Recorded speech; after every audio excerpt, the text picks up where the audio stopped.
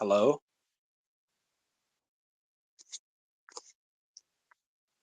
I might have something screwed up in my settings. Hold up.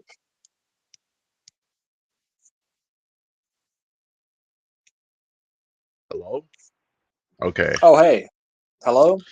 Yeah, I forgot. I didn't check the audio settings, so well, we're live now because I didn't check it properly. It is what it is. That's cool. You're a little quiet on my end. Am I? Yeah, a little bit. My volume's on Yeah, max, though. I can't change anything. It's not like StreamYards. Okay. I have no clue why. I have no clue why. Yeah, it's like sometimes. Oh wait, audio gain control. No.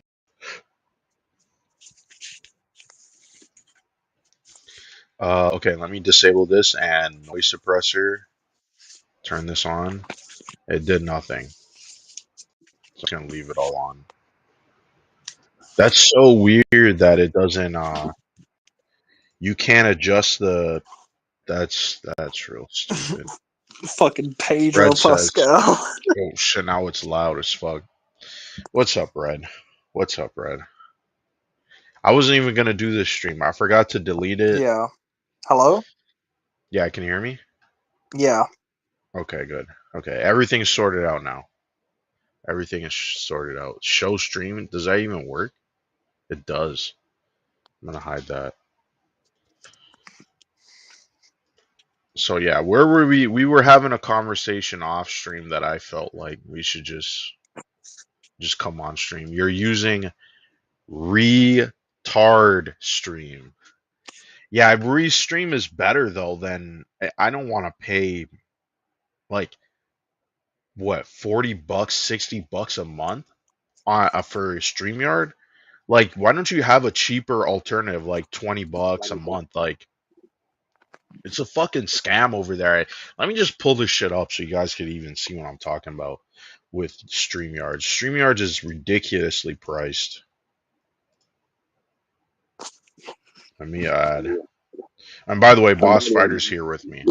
There might be an echo because he's No, I that's don't cool. know I'm what just he's trying to doing. figure out how to increase my audio. There's a way I can do it. It's just my phone's slow as shit. No, there isn't a way in this app. I don't know why. In this program, for Oh, whatever this, reason. this says there's an audio setting. I just can't get to it. Yeah, even when you go onto it, you'll see it doesn't have any audio adjustments or anything like Oh, that. okay, I see. Hold on, wait. I don't wanna. I want to show the price of StreamYard. Like it keeps like even to remove like you'll see. Let me just go in here and so you could see what's going on here with StreamYard. Like just to remove the referral link, you need to pay money. So like holy fuck, like they're so desperate. Like look at this. Look at this. 35 USD a month. They must be fucking mad. Like I get it like this, you know, StreamYards was popular because of the pandemic and stuff, but you're screwing over tons of people. You could easily get people to come in and pay 20, less than $20 a month. Oh, he dropped out. He'll be back. I guess he's trying to figure out stuff. But they decided not to. They're like, fuck that. You know what I mean? Ridiculous. Ooh, this is where you could adjust the volume. Okay. I didn't know that. But yeah, it's so ridiculous. StreamYard is one fucking, greedy motherfucker. That's what they are, man. The StreamYard duck is one greedy fucker. That's what yeah. I don't even know what to talk about. We were talking, me and Boss Fighter, when he comes in. Me and him we were just chilling. We were talking. I was talking about these Souls games. There's all these fucking Souls games and shit, and they're taking forever. I mean, there's so many of them and shit. Really annoying. Um, I don't know. You know what? There is something that just came up though. I might as well talk about because I don't know what crack they're smoking. Whoops. I don't know what crack they've decided to, ingest, but it's not looking good.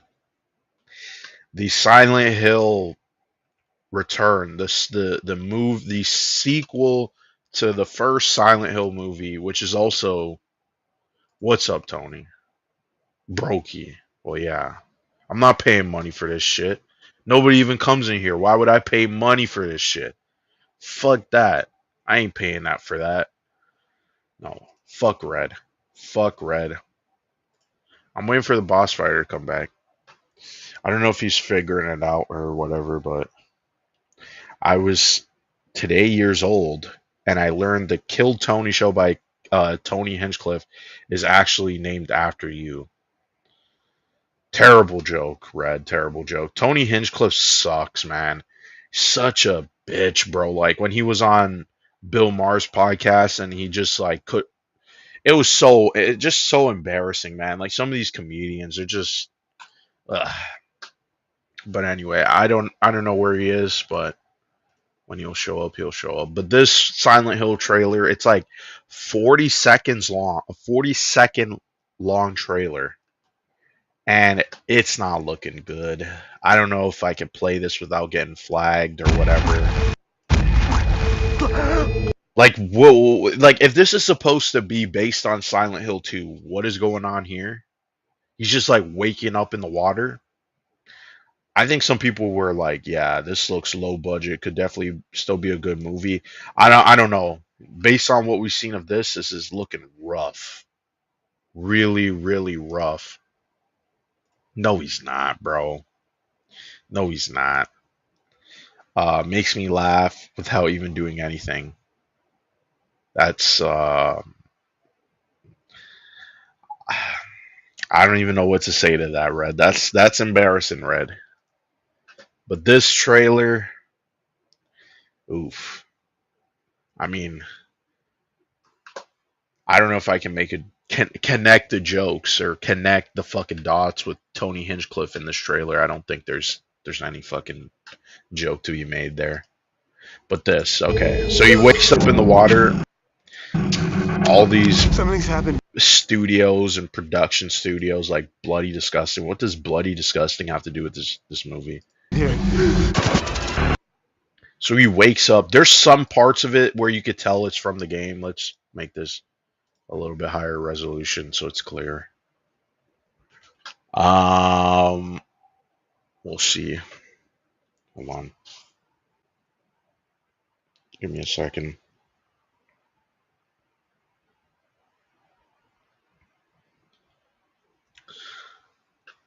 Yeah, that's what it seems like. That's what it seems like. You're a ball washer. Cause yeah, he's just not funny whatsoever.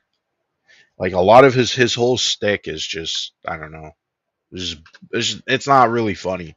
Like get a bunch of people on stage and fucking roast them, and most of the people that he makes fun of or he brings on, they're like people honestly who probably need some fucking help or just friends or whatever. Like I don't know. There's this one reoccurring guy on his show, and you just feel bad for him because it's like, dude, you should just move on. Like look for new friends. Like he's not your friend, man. Like he's just using you for content. But um, but yeah. Anyway. Let me move this away. Ooh, why is it not hiding? Okay. So there's some things here I'm like noticing, like, okay, we got this eye, he wakes up. I wonder if I could slow it down. Slow it the fuck down. I'm gonna mute that. This part looks familiar, definitely when you're in the apartment. So that's probably something to do with this. I don't know what this is from where he's waking up in the water. It seems like ash is falling on him. So I don't know if he was maybe in the washroom or something. This dead body, this looks gruesome. This definitely looks like the original movie for sure. This is not. They're taking. I mean, it's the same director, so I'm not surprised. But they didn't really have falling ash in the second game. It was all just fog. In this first game, it was snow. It was like the snow that was falling. Then the movie has this like Ash. But yeah, I don't know why he's looking under the car and he's got this thing. Oh, the I don't even know what you would call those enemies. I forgot the legs. And then he's like looking at what I believe is the. I don't know if this is the hospital. It looks like the hospital. I don't know what this thing is. This is not from the games. This is probably the little girl, which, by the way, the little girl who's in this movie is supposed to be the same little girl in the game, the remake, same actress. Is it supposed to be an amalgamation of Silent Hill 2 and 3? No, it's not. It's just like an adaptation of Silent Hill 2, but I don't know. It's like definitely from the perspective of yeah, that original director, I don't know his name, this French guy. They show his name in the trailer. This I'm guessing is like something to do with why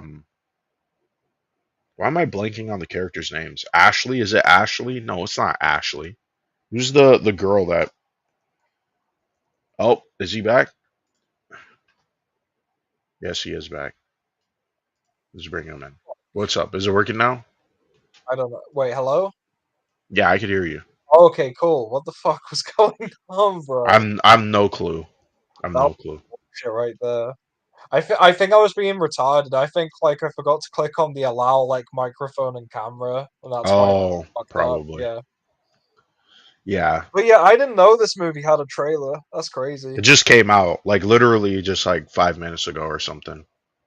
It's only 40 seconds. Well, what is this It's only supposed to be? 40 Like seconds. Silent Hill 2? Yeah, it's an adaptation. So it's a sequel to Silent Hill 1, the movie, but it's adapting Silent Hill 2.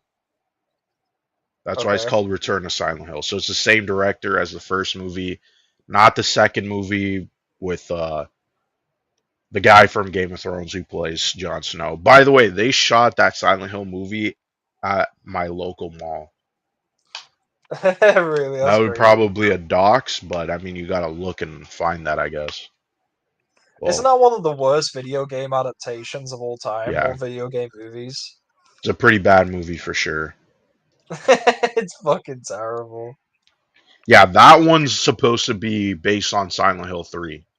So it's a sequel. So I guess that one is technically the sequel, but like it's not the same director. This is supposed to be a direct sequel because it's the same guy coming back, and he's like, because you could tell like some of the choices he's already made is like those again. That's not even in the game. The ash falling, that's not in the second game. They don't have anything falling like snow or anything. That was only in the first game.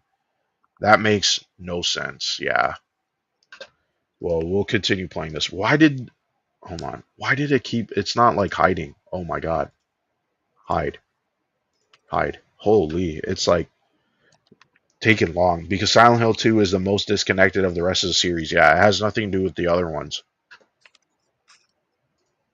So here Angela, is it Angela? Is that Angela? I was saying Ashley, Angela. I believe this is the part where he's like running um yeah, the apartments, I guess. This trailer's like really weird. It's a weird. So yeah, him in the washroom. Oh Ooh, that doesn't look good, bro. yeah, it looks really cheap. I don't know what this is about. This is, I'm guessing, is like the other world when you're walking around in the town, Yeah, because going isn't to the there a moment hospital. in there's a moment in the game in the sequel where you fall into like multiple abysses, don't you? You just Yeah, keep falling further and further down like the pit of that's despair. the prison sequence. You're Yeah, getting into the prison like sequence. that's where like Angela gets fucking stabbed by Pyramid Head, like somewhere around there. Like what do they call that place? No, no, not Angela. Not Oh Angela. no, Maria. Yeah, Maria, yeah. Well, yeah. Maria Sorry, man. gets Played my night. stabbed. It's okay. I couldn't remember the fucking character's name too. Uh, now I'm blanking. Maria gets stabbed in the hospital, like in the Oh ending, yeah. and then you come out, and then you're walking around, and that's what I believe this shot is. Hold on, this shot of him walking. I don't know what this is. This looks kind of similar to the prison, but I don't Yeah, know. that looks like when Laura locked you in that room with the monster.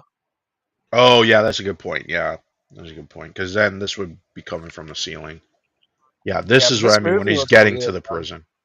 Yeah, it's a low budget movie for sure. I mean, they had to delay it and stuff. I don't think it's gonna be good, but yeah, this is Maria, obviously. No, James. This is the director. When is this coming out? Next year? Yeah, next year in January, I believe. Oh, cool. I'll definitely see it because I mean That I like Silent Hill. usually a red flag though. When a movie comes out in Yeah, January, it's like the dump month when they just like shit movies would come out, or they have shit movies, they would just dump it in January. Red Letter Media used to call it "fuck you January" because it was movies that were so bad, but they still had to release them. It's true, they still do that shit. That's the opening scene in the remake, if I remember correctly. Which one? Oh, his face touching the mirror. Yeah, that's the opening. Sorry, yeah. So yeah, then he's looking and it says Silent Hill. I don't know what like, it, and he wakes up in a puddle.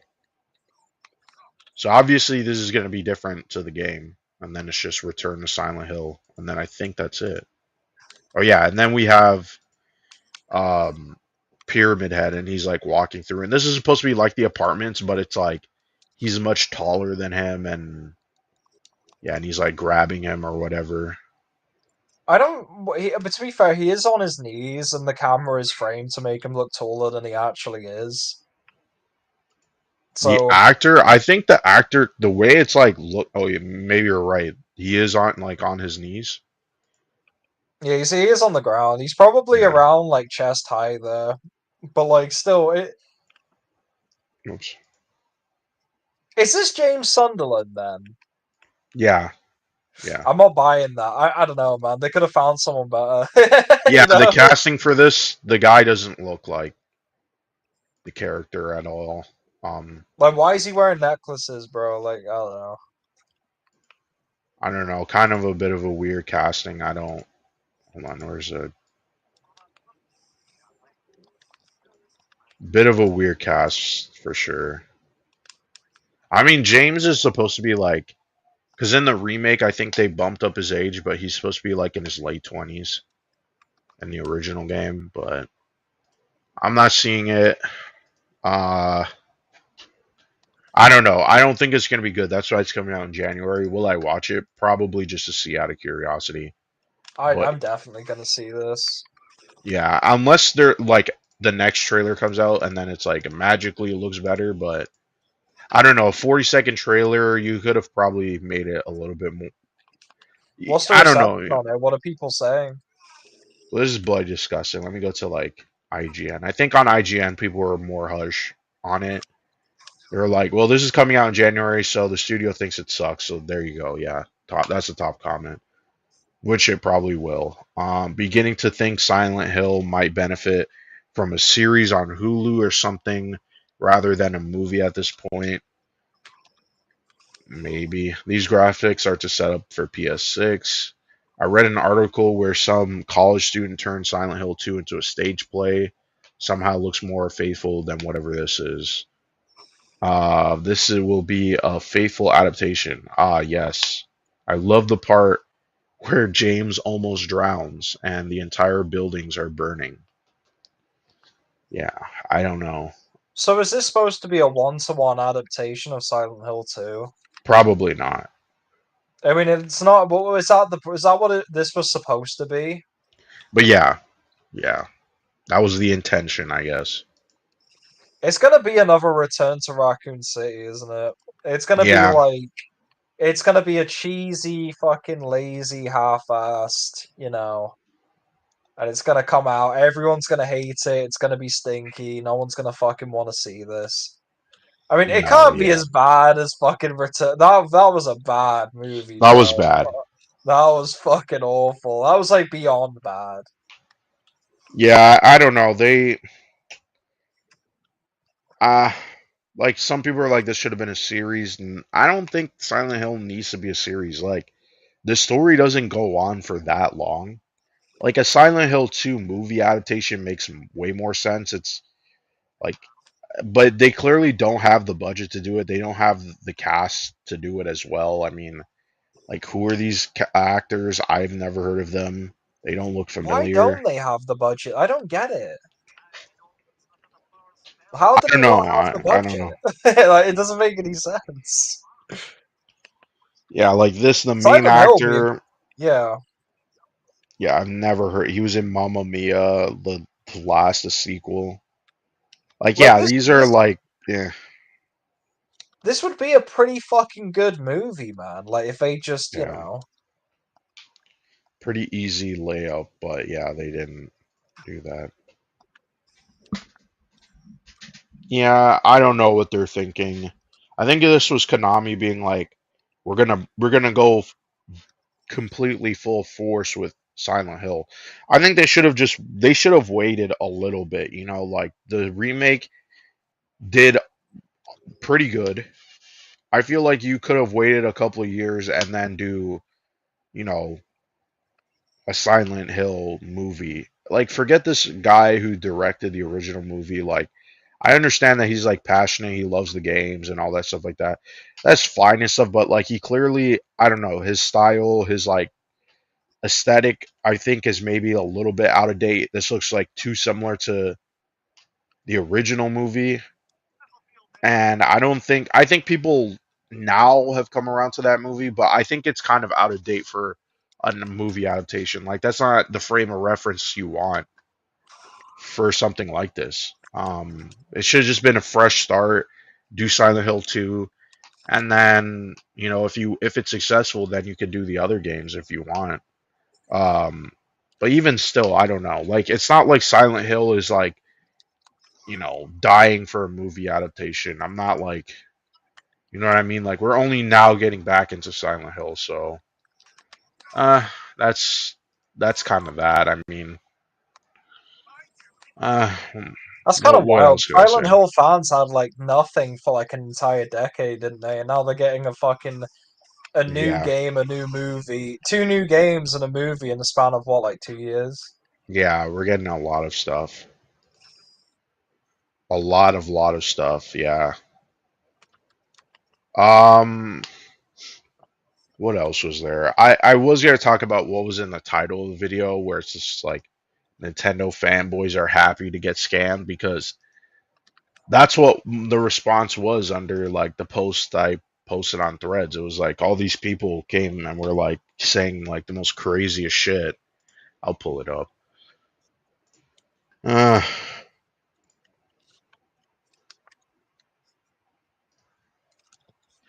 like I really don't understand, right? Like, so I said, wait, Super Mario Party Jamboree Switch 2 edition is literally just a Switch 1 version. No upgrade, no resolution bump, but Nintendo's site says otherwise with no clarification, right? So this guy posted what's on the site, right? And the thing is, like, the thing that's what it says on the site, it's still stupid. It's still fucking nonsense. It doesn't tell you that the base game is just a Switch 1 version. That's the problem. And these idiots, I don't know, like some people are struggling to understand that. It's like Switch 2 features. It only talks about what's in the DLC. Okay, so like I said, it says otherwise, like, oh yes, it's called Switch 2 edition, and yet when you click on the supposed Switch 2 edition, you don't get anything. So like this guy, I'm at the point, sorry, because some of these people, man, like this is Threads is genuinely worse than Twitter. Because it's full of like idiots. Twitter's full of bots, but like Threads is full of fucking idiots. I'm at the point that I can't tell if something is bait on Threads. It scares me. But this was explained so many times that I'm unable to believe this. Is a serious.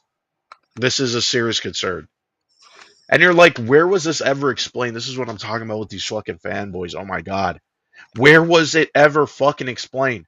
No one fucking came out and said that the Switch 2 edition is actually just a Switch 1 version. Why would they come out and explain that, you fucking dork? Obviously, that's not what people are paying for. Switch 1 and Switch 2 versions are the same thing except DLC. Yes, The DLC. So this is what it was, and this is why it's like people in the comment section. I literally post the video there too that says what's going on. It wasn't just my words. It's a video that's there. But this is what it was.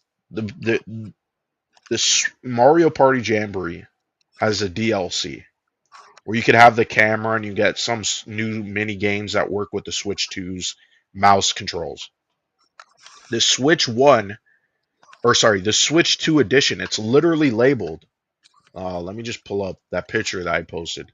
Somebody was like, what the fuck is going on here? That's not my fucking post. I think it's. I can't find it. I can't find that post with the guy. But it literally says on the box Switch 2 edition. The point is, listen, Nintendo fanboys are fucking idiots. You know what I mean? Like I really don't understand why you would think that this is acceptable. Like this guy even acts, so he's like, I'm confused with the game. This explains it, right? The problem. Can you play the regular Mario Party with mouse mini games added into the mix? And then I said no. The mouse feature is only part of the DLC. There's no mouse mini games in the base game, right? So let's say, for instance, you don't want to play the fucking DLC. Well, you're stuck with a fucking Nintendo Switch 1 version of the game, even though it's called Switch 2 Edition. And apparently, people are not understanding the issue. It's like, why would you label it a Switch 2 Edition if it's literally just a Switch 1 port? It's literally just a Switch 1 port that runs on the Switch 2. That's it. There's no enhancements, there's no nothing, and you're paying extra for the DLC. You're paying extra for the DLC, which doesn't even include all of the perks of the base game. You can't transfer your file. You can't transfer anything. He says, "Is this DSP? DSP? No, this is not DSP." Dark I think side. he's talking about. I think he's talking about the fact that you could hear your gameplay in the background. Oh shit! I'm sorry. Hang on. I could be wrong. But yeah, it's just ridiculous. It's like, why would you split it? Some people get it, some people don't. But this is why I say, that platform's full of fucking idiots. Like, why are you all of a sudden you have people who are like, this is what I wanted, this is what I paid for. You paid for the same shit that you already bought. So you're paying $30 for nothing? For nothing. And then they go, well, I'm buying the DLC. But that's not the point. If you don't want to play the DLC and you want to play the base game, then the What are you base game paying is for? not adapted. You're not paying for anything. Like that's the reason why the upgrade costs $30 is because it's an upgrade to the base game and you get fucking a DLC DSP moment. I have no clue what this reference of DSP is coming from. DSP. I'm no clue. Bro. I didn't slip up. I didn't say anything incorrect. They're just saying DSP. Bro, have you seen this crazy shit? Someone's made like a sitcom show out of DSP. They've like animated him in low budget stories. I think I know what you're talking about. What channel is that? I don't know, but they did like DSP. They did like a DSP like season. It was fucking crazy. Oh man. And they had like the Kino Casino in it and shit. It was fucking so. It's it's like a 3D model, right? Yeah. Okay, I think I know what you're talking about because this guy did. No, it's not a 3D model. You're talking about Pixar. Yeah. The Pixar. No, it's not that guy. It's somebody Pixar else. guy. Pixar. No, the DSP moment was hilarious. Pixar is fucking hilarious. I seen that channel. It was the one, bro, where he's like doing a stream and he walks past like Jasper and he's dead on the floor and he doesn't even react. Holy shit! Oh my god. That shit was so fucking funny, bro. Yeah, the Pixar. Hold on, I found it. The Pixar channel. This fucking thing says. Bro, bro, the fucking timing jacked banner off is on stream great. when he thought he turned off the mic. Yeah, that's been like almost like 12 years now. The Wolverine toy. I remember this story. The Wolverine toy. Wait. Oh shit, I forgot to. I was like, what the fuck is going on? Yeah, the dramatic music and shit. Oh man. Pigs are. Welcome to the Hate Live Beta Podcast, episode 10. Time for the third and final segment of the show. Now I would ask that the mods please close the raffle. Please turn it into subscriber-only mode so that we can begin to draw questions and I may answer them, okay? The next question is from Taco Manx, or Taco Man X. Literally I'm not sure. just. And he says, is there something as a kid that you desperately wanted but you never got? Like a toy or a video game? Now this is a funny story. This is a very funny story. I'm okay? sure it is. Spoiler, it's not even remotely funny. When I was a kid, there was this one year, and let me, please, all of you on the stream, if you are a parent, if you plan to be a parent someday, please heed my advice, because this is something that, Pigs are. just heed my advice. If you listen to this story, this will help you, okay? When I was a child, I was very different than the other children. My mom could take me to the local store, and what she would do is she would go to the toy department first, before we looked at anything else in the store. She would say, okay, Philip, because she was calling me Philip. She would say, okay, Philip, pick any toy, and I would look around. Ooh, I like that one. And she handed it to me, and I would look at it. And the whole time we were in the store, I would just look at the toy, oh, it's nice, it's an awesome toy. I would read all the packaging. Of course, I couldn't, very limited reading that I had back then, but I would read as much as I could. Of course, you're a retard. You know, look at colorful packaging. I remember back then the biggest thing was He-Man figures. So it'd be hours my mom would be in the store shopping for different stuff or whatever. Until at the end of the day, we'd go back to the toy department and I would put the toy back. And I wouldn't bitch and moan. I wouldn't demand that my mom buy it for me. I knew that that was just a normal day. She was there to go get groceries or whatever it was we were there for. And that when it was either my birthday or a holiday, that's when I would get my toy. I remember this one time. Now, this was much later than that. That was when I was a small child. When I was much older, 10 to 12, whatever, range. And this one time, I was into, again, I still liked action figures. I was into the X-Men action figures. Who the fuck is this? Time. I gotta go into detail a little bit about this. This was absolutely nuts. He does these animated videos on. Toys are for kids, right? On DSP. What happened back then is that because the comic book fad was so big, other things that were offshoots of comic books also became collectible and highly valued. So, for example, the X-Men figures, when they came to a store, the box would have like a lot of a certain figures and very little of others. It's not even the variant that was rare was Wolverine, which was nuts. Why would you make Wolverine the variant that only has a few per box of shipment? Because Wolverine's one of the most popular characters in the X-Men universe. The Wolverine figure was very rare at the time. Okay. Oh no. And I remember... I know exactly where this is going. I went to a comic book store one day with my parents, and the Wolverine figure was there, and it was expensive. It was like maybe, I think, $20-25, when really the other figures only cost like $7 to $8. So this one was worth 3 to 4 times more than a normal figure because of its rarity. And I turned to my mother and father, and I said, guys, listen. I want that action figure for my birthday. So, I'm forced to, unfortunately. What I would ask you, I've never asked you to do this before. We know how rare that figure is. He looks like a gay emo kid. We've been to stores endlessly and we've never seen it in the flesh. It's finally here in front of our faces. Please buy the figure now. Hide it from me for whatever, for months until my birthday, and give it to me on my birthday. He's like trying to reason with his parents, and they're just going to shut him down. How rare it is. And it's the first time we've seen it.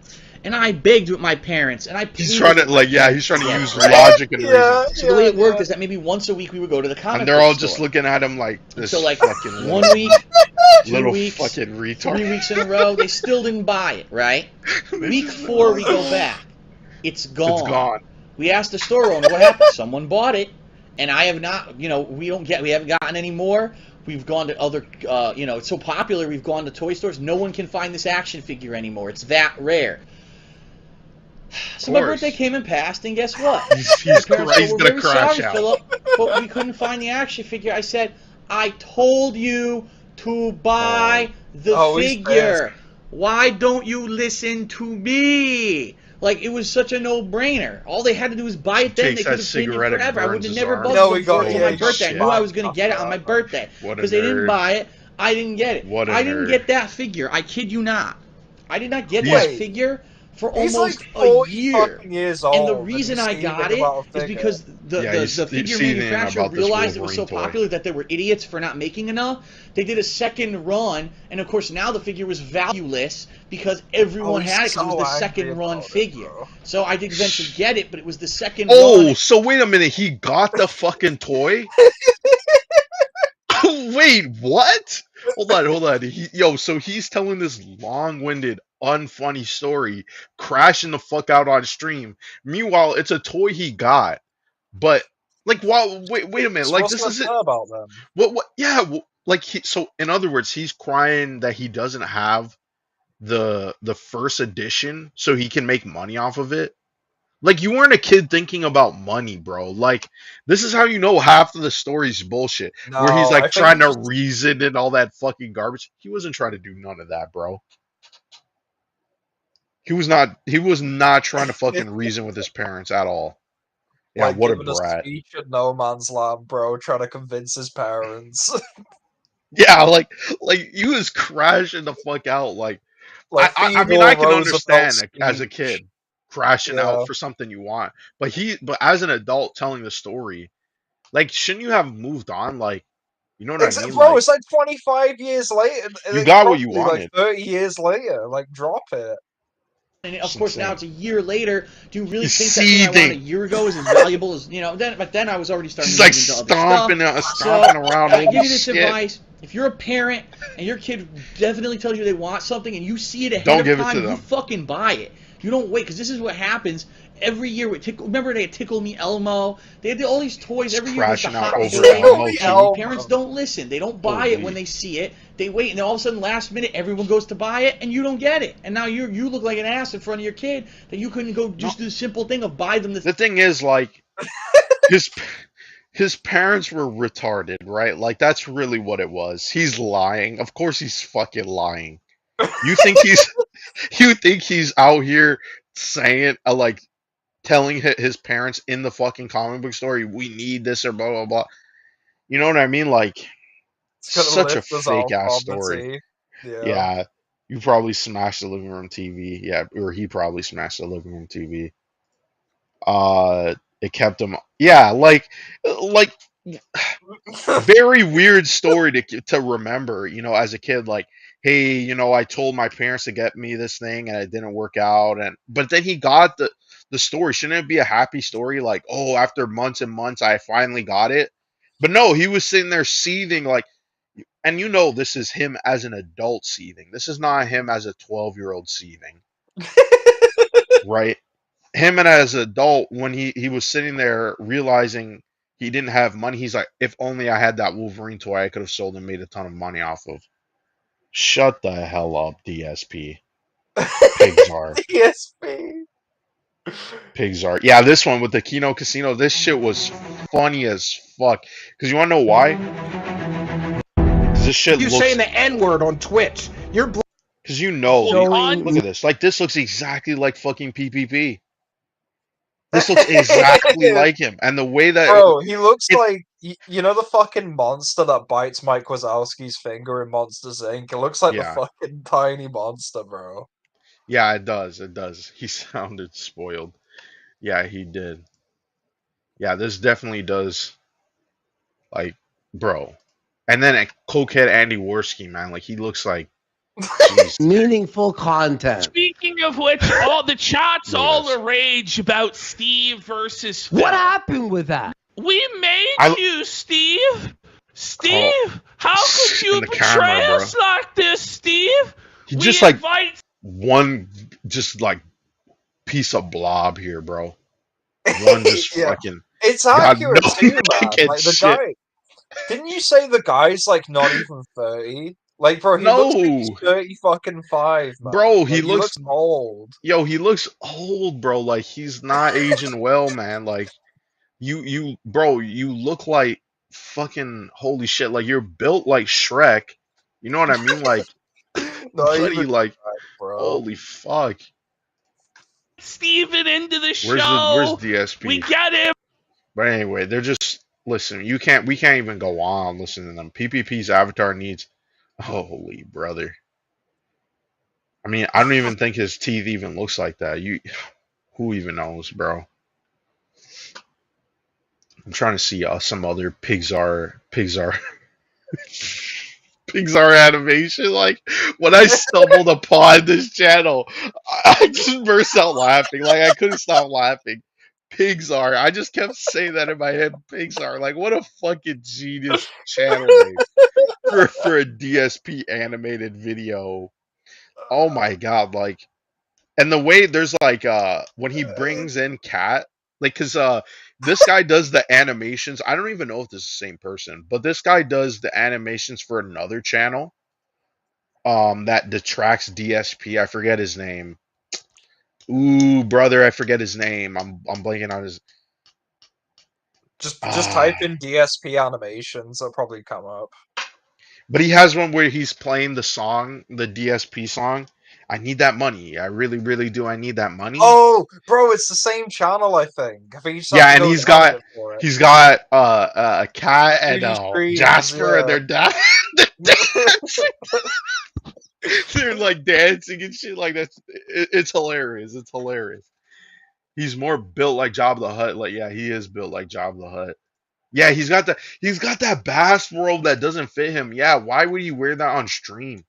That was some weirdo shit. Like he was like, and you could tell like the bathrobe is literally about to burst from the seams, and he's like dragging it over his belly, and you're like, oh, dude, just let it go.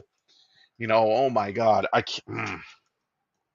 It's on the tip, and he has the cup. You know what I mean? The cup as like the Darth Vader. He's gotten fatter too, man. Because like I saw one of the Kino Casino Classic like videos, and he doesn't look Yeah. anywhere near as heavy as he does these days.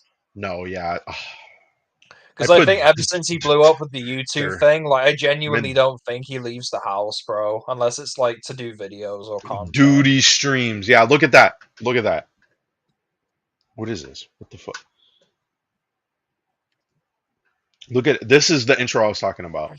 I need that money. I really, really do. I need that money. And he's singing in the studio.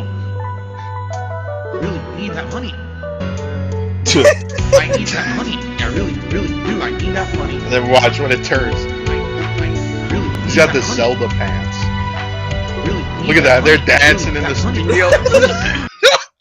But there's Good somebody try. in the background. Is that his really that money? That money. like there's somebody there if you notice. Come on, fuck. That money. I think it's like another like Right here. I think they're all just famous like detractors. Yeah, but they're like listening in. I don't know who that might be. But yeah, you got Duty there, and then you got Jasper the cat, and he's dancing. And there's always something with DSP. I don't know what it is this week. I'm surprised Snort Hogan wasn't there. No, Snore Hogan. I don't even know if Duty and Snore Hogan they're buddies. They but have like- to be, bro. I need that They money. have- I really, really do. I need Oh, that why money. is it playing? Oh, that's I weird. really need that money. No, this is Memeology. I don't know what happened to Memeology. I'm curious.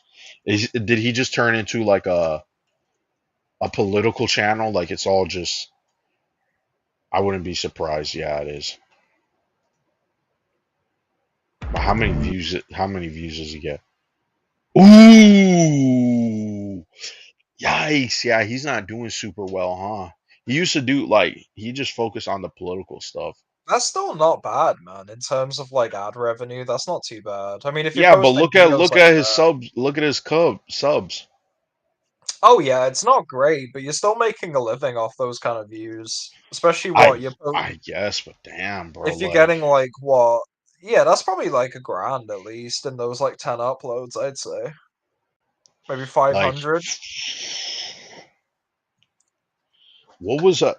Because he just like completely 4 years ago, like he wouldn't. Maybe he had another channel then. Because like I don't remember him just doing only political stuff. It was like a mix of different things. This is all from the last 3 to 4 years. So That's probably why he kept going. But like way before COVID, he was doing other types of videos. But yeah, his was just like edited. There weren't even like him talking or anything because he's like, uh, I don't even think this guy knows English, bro. I gotta be honest. The way he used to talk and stuff, like he definitely English was not his first language. Um, let's see, scrolling through 8 years, 7 years. Yeah, DSP videos. There we go. Yeah, he just had DSP videos, and then it just Is this what made him like just being a detractor? Is that what blew him up? yeah, memology. Yeah, memology was known for DSP and like internet drama and stuff. Like yeah, you were talking about internet drama that was going on or whatever, and then like all of a sudden it just became like this like only political channel where it's just like talking about whatever political stuff, and you're like. Like bro, like I immediately when all that stuff, I just unsubscribe. I'm like, I don't give a fuck about any of this. He has to have another channel though. There has to be another channel. I guess YouTube doesn't do that anymore. No, here it is, channels. So he has like Memelander, like Memology. So this is another channel. He has a decent amount. And what? This is all political too. 2 years ago. Yeah, bro, I don't know, man. Some of these channels, man, you're like, what the fuck? I don't know. It's weird. Skip all that. Why is it playing in my ear? What's up, Bob? Why is it playing in my ear? Stop it. It's not even playing in another tab. That's so freaking irritating.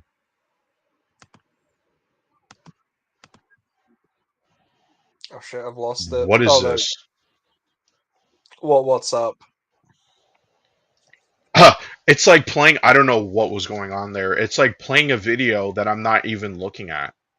What the fuck, bro? Yeah, I have no clue what that was about. So let me just boot up YouTube again. That was so fucking strange. What else was there? I mean, There was a pretty fucking. I saw a pretty good fucking DSP video the other day, man. Like this shit was pretty fucking funny. It was Paul, this animated shit. The fucking right. thumbnail, bro. Politics, the new grifts, especially UK. I think that's everywhere. Everywhere it's like there's like you see it on especially TikTok. Like TikTok has like really heavy political bait. Yeah, there's a lot of Insane that in bait. the UK, man. Like asylum Yeah. seekers and all that shit. Like it's just crazy. It never ends, man. Monkey is trash. Zelda Mafia. Nobody even knows what you're referring to. Only I do, so it doesn't even make sense to post stuff like that. Um what was I gonna talk about? There was something I was gonna talk about. Oh brother. I don't know. I don't even know. I was gonna talk about Fallout. Because I am now deep. I'm like getting back into like, oh yeah, I need to see all this stuff about Fallout. So then when the show comes out, I could go back and play New Vegas again. But did you see the trailer? No, There's I'm trying to go into like shows oh blind blind like that. because I got some All I know is that theories. Synthetic Man like uploaded like a retarded video or Yeah, of something. course he would. Yeah, saying that there's a black woman in it, so it's gonna be woke and trash and all this shit. Yeah, I mean, but the thing, well, obviously there would be a black woman in it. What the fuck is he talking about? This Well, the main Scooper character's Howard's wife white, is so yeah. what the fuck? Bro, like, like, what the fuck is this guy even talking about? Um, like, Bro, he's so. bro. He said some crazy shit on the stream, man. Like crazy stuff. Did you see the stuff he said with his dad Like, on stream? That shit was weird. yeah, he was saying like how like he watched porn with his dad, how like if he Yeah, doesn't have kids by the age of 30, he's gonna end it all and all this but shit. It he's was third. But he's crazy. like, bro, how old is he? There's no way He's he's bro, he's not. coming up on 30. This is what I'm saying. It's crazy. Like he's coming up on 30, and he's basically saying that he's gonna end it all and You're shit. gonna end it all because you don't have kids at 30, bro. You can't even fucking take care of yourself, bro. Like, whoa. He doesn't leave the house, man. He's Wasn't he on constantly like, stream crying he, about chicken nuggets that his mom gave him or something like that? Like, buddy, I don't like know. I watched a few of his streams. It's just like crazy, crazy stuff. He's just going on about constantly. Like he's just that guy should constantly not going be on equipped to about. have no fucking kids. Well, the porn stuff's pretty wild with Synthetic Man because he kind of like accidentally like flashed his entire porn history to his Oh audience and they no. haven't forgot about it. Yeah, that's why. What is this? But the new James Bond Q is black, which is kind of weird considering when James Bond was set. I think the new game is Q in the new game black? I don't even know. I don't even know. Inclusion's fine, but it's disrespectful to the history. I don't know. I mean, James Bond. I don't know. I'm kind of like over the whole discussion of like what character should be like this race and that. It's like I don't give a fuck anymore, because it's like is the story good? Is the game good? That's all I really care about. Because we all have these conversations before, and you're just like we know like this character shouldn't be race banned or gender banned or whatever reason. But at the end of the day, it's like they do it to because they want more diversity. They don't want it to just be a sea of white people or just to have a sea of one race or whatever, right? And so they're like, we need to make it reflective of the people who are playing the games and stuff. Obviously, people are losing their fucking mind over that. It's woke and all this stuff like that. And I don't know, the conversation around these stuff is just so boring to me. I'm like whatever, man. I don't really care. I mean, they could be fucking blue. I wouldn't fucking care. Like, you know what I mean? Like, some people really do get hooked up on this shit. Like Synthetic Man. Like, Synthetic Man is obsessed with this shit. And this guy clearly has some fucking issues. You know what I mean? Like, the people who are Yeah. gravitated to these conversations, Well, you know what I mean? he's Like, severely who depressed. He's constantly like talk about it. I just think are weird.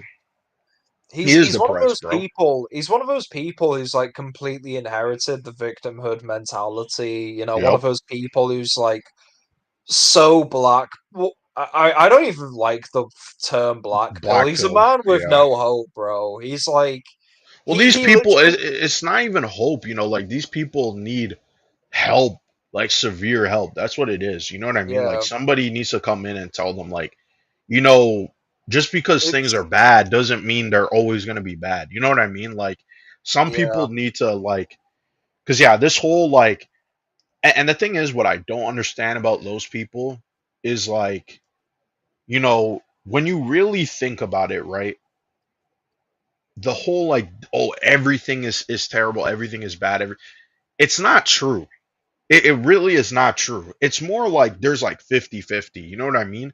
But some people, they don't have it or they've never seen it. Or, you know what they do? They have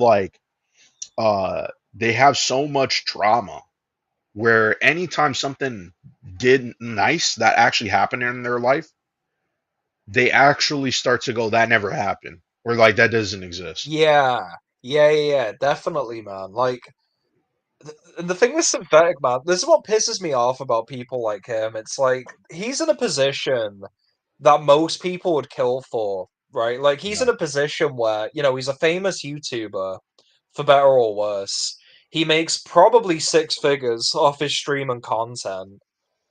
He's probably making good money doing like the bottom of the barrel job, like the easiest fucking job on the planet, especially his videos. Because his Right. videos don't really have any editing to them. It's just him giving his takes, which is like, but anyone can do that.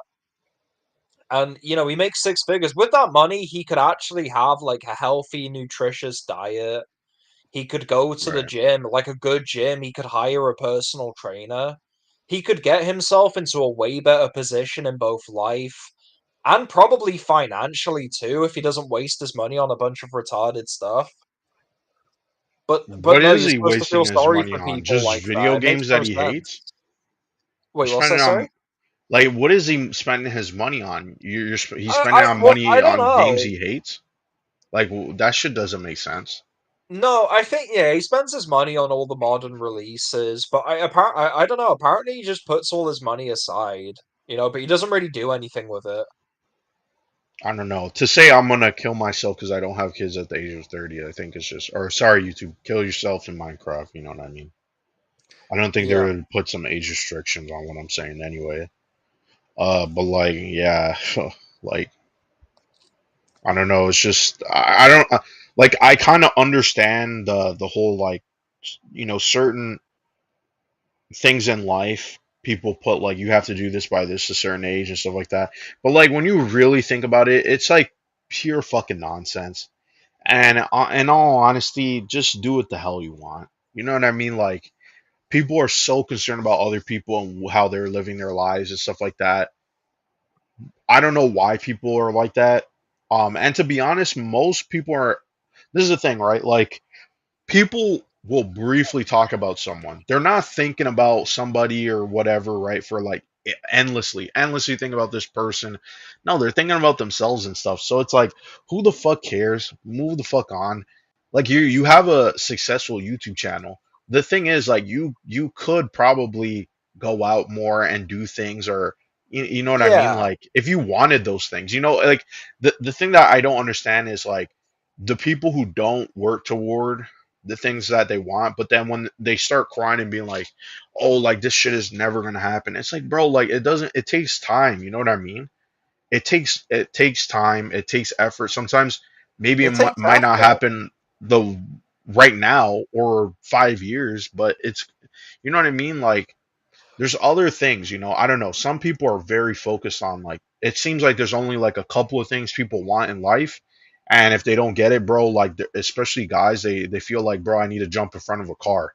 I need to jump in front of a train. Like why? Yeah. And what I don't get about people like Synthetic Man is like they must know that the only way to like, achieve their dreams, like becoming a YouTuber and shit, like you have to create those bridges yourself to get Right. those opportunities. So I don't understand that. Like he knows he has to fucking put in the work to have a successful YouTube channel. So shouldn't he also know that, to maybe get a girlfriend, he should stop being a hermit and he should go outside and get in shape? Yeah, you can't. I mean, Like there are things you does he can even do have to do them. friends? Does this guy even have friends? I mean, like, I you don't know what I think mean? so. I don't think so. I think he do No, I don't think so because he's moved states Well, a there you couple of go. times.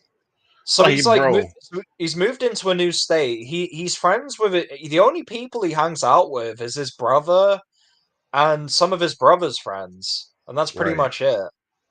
I mean, like, I don't know, man. And to be honest, I think personally, just seeing his content, I'm like, dude, that guy should not have no fucking kid at 30, bro. Bro, No, I he's don't got a care lot if of he's fucking. 30. He's got issues. Well, yeah, Sir, he's you should bro. He's sort like out his he's issues. undeniable. He's like profoundly depressed. Like this guy's incredibly fucking depressed. It's crazy. Like I've been watching a lot of Griffin Gaming a lot recently too. I've been checking up on that guy, seeing what he's up to these days. And bro, that guy's just turned into a full-on racist.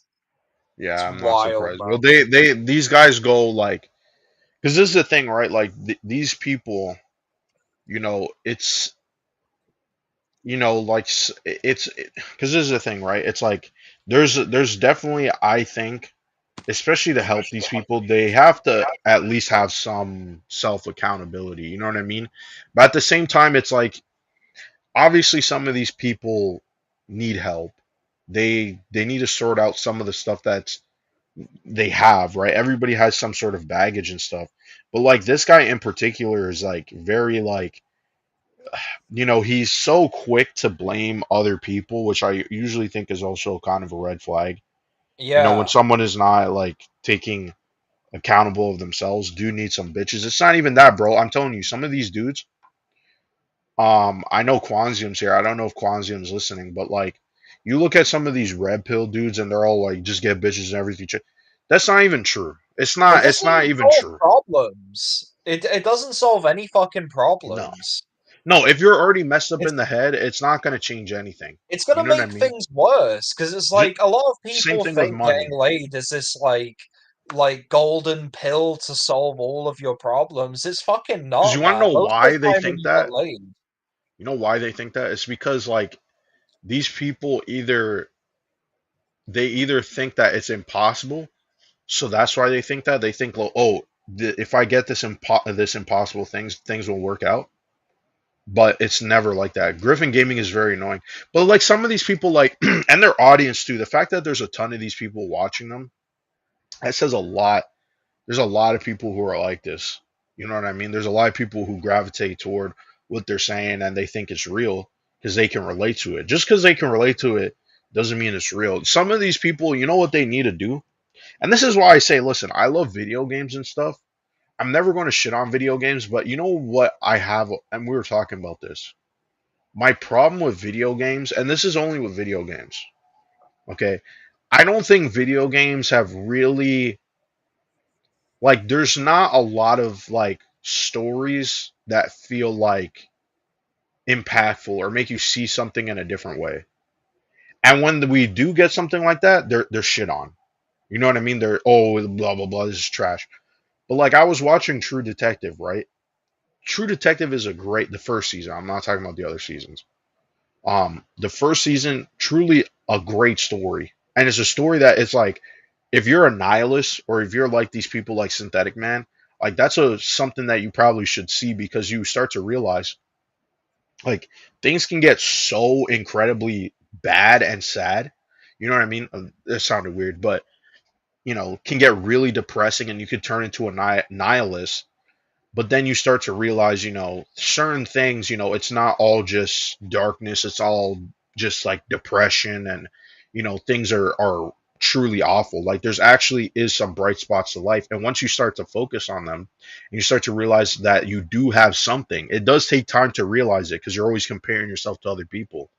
But like video games, there's no video game that has a story like that I've played or that I've heard of. You know what I mean? Like there's nothing like that. I mean, there's great games that have a lot of things going on, but they're never really about this kind of like topic of like trying to help people or trying to like make people see their circumstance or understand their suffering and the things that they go on in life. Like none of that. I've never played any type of fucking game that explores those themes or ideas. Yeah, And those are because video universal games are fucking quite themes. safe. They're all safe, man. They all want to tell the same fucking story. Well, I mean, the only Right. game I've played in the past, say, 3 years that has actually like had an impact on me in some way was Scorn. And I've told you a Right. lot. I fucking love Scorn. I think it's the best horror game of the decade. Right. Like it's a Bob likes Scorn profound too, game. if It's he's like listening still. fantastic. And the way things are going, like Scorn's probably gonna happen, but like Hmm. it's like yeah, I know what you mean though. It's rare to experience like a game that genuinely, not to sound pretentious, feels like art.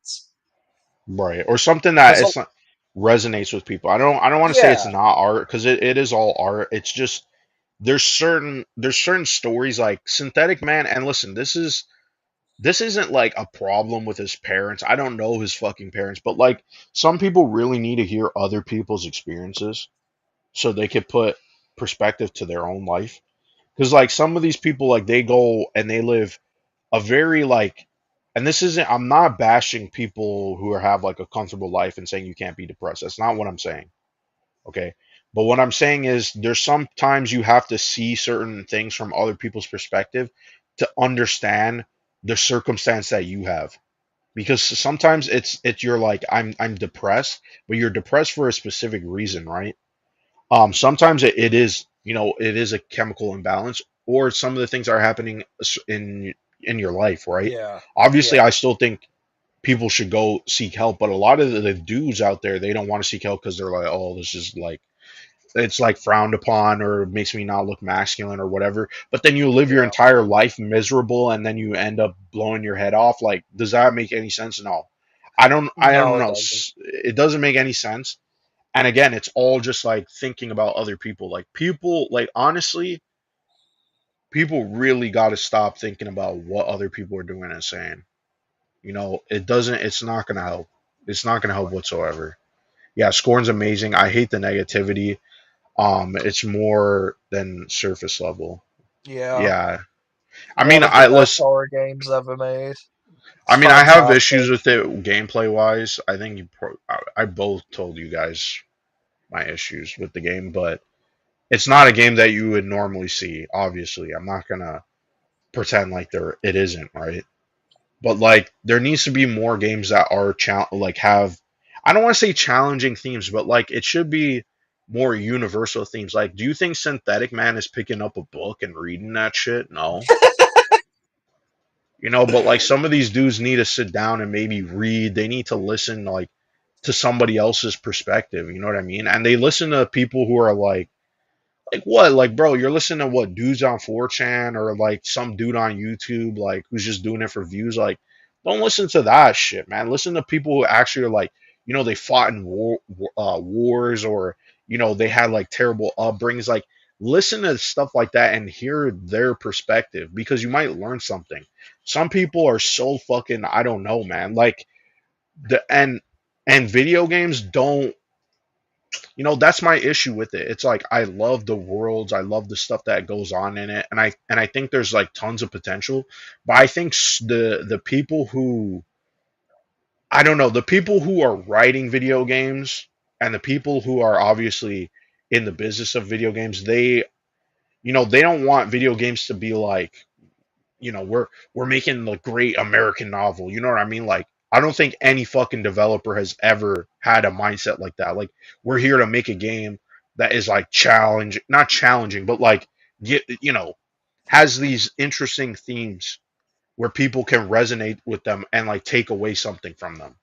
And be like, oh, this was something I needed in my life at this time because I'm going through a divorce or I'm going through this thing or whatever, right? And video games is like it's too much of an escape. I feel like it needs to be a balance. Like 50 50 50. I feel like if you want to give people, there was a screenwriter, right? And I always like this quote that he said, right? Like, you can't feed people medicine because they'll just spit it up. You know what I mean? And movies, if you make a movie that is just medicine, they'll spit it up. They won't take it. But if you put shit in it that's like candy and it's like sweet to taste and it tastes good or it looks good and then they're wanting to eat it and then they eat it and they keep eating it and then but it's medicine. It's actually medicine. It's actually helping them. That's what it should be. That's what storytelling should be about, in my opinion. It should be about trying to make an idea that is maybe hard to swallow attractive and Yeah, make it so people when they digest it they actually realize, oh, this was actually impactful for me, this was actually something that helped me, you know what I mean? But I don't know, and you got all these people who are like woke this and that and woke blah blah blah blah. That doesn't help. That's going to now push a ton of people away from trying to tell stories that would have been challenging or interesting. You know what I mean? Like, if you're just fed the same slop, because listen, these people do not, bro, these people are not, no offense, they're not educated people. They do not want to go and seek out learning or understanding. You know what I mean? Like, these people are not curious people. You know what I mean? Like, look, I know some people in the chat. I don't know if you know him, Nerdrotic. Like, look at Nerdrotic. Do you think Nerdrotic is a curious person? Let's pull up Nerdrotic here. You think this guy's a curious person? This guy went who to the fuck? jail. This guy Wait, actually might have some interesting perspective, but that's not what he's talking about on YouTube. wait. Nerd Royek went to jail. Yeah, he was a meth dealer. You want to see his mug picture? There's wait. Hang on. Let me hear his voice real quick. Why is it not clicking? Jesus. Brands that were enjoyed by no one wasn't a good strategy. And it turns out my good friend Chris Gore, who got a lot of clapback for this quote, was right. Chris Gore's a fucking idiot. Disney turning Star Wars and Marvel from a boy brand into a girl brand will prove to be the costliest. So they're all here just like, it's these guys, bro, like these dudes, like the reason why it's not that I'm annoyed by these people, like some of the like I understand this is like from a older school. Like these dudes are like, they're getting into that midlife crisis phase. Yeah, he sold drugs to kids. Neurotic. There's He's no so drunk. way. Yeah, Holy shit, I'll bro. show you his mugshot. Bro, why does Mugshot. every YouTuber have some fucking deviant, degenerate past? Why can't it just be a normal person? No, that'll never happen, bro. Wait, it could with us, man. Hold on, fuck.